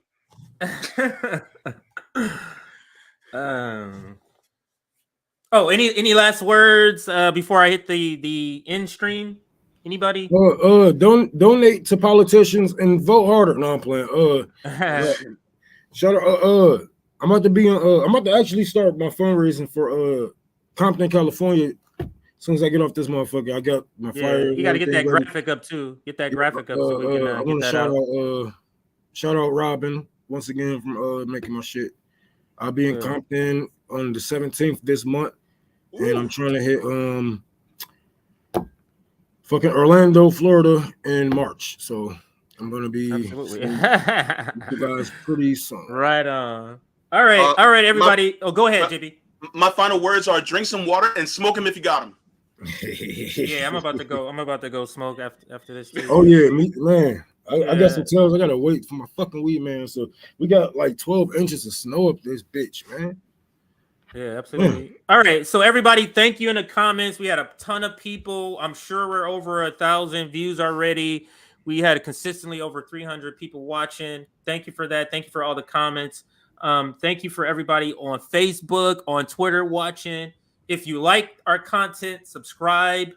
We're trying to get to 15,000 subscribers. And also share this video. Follow us on Twitter. Outside of that, we see everybody at the round table at 6 p.m.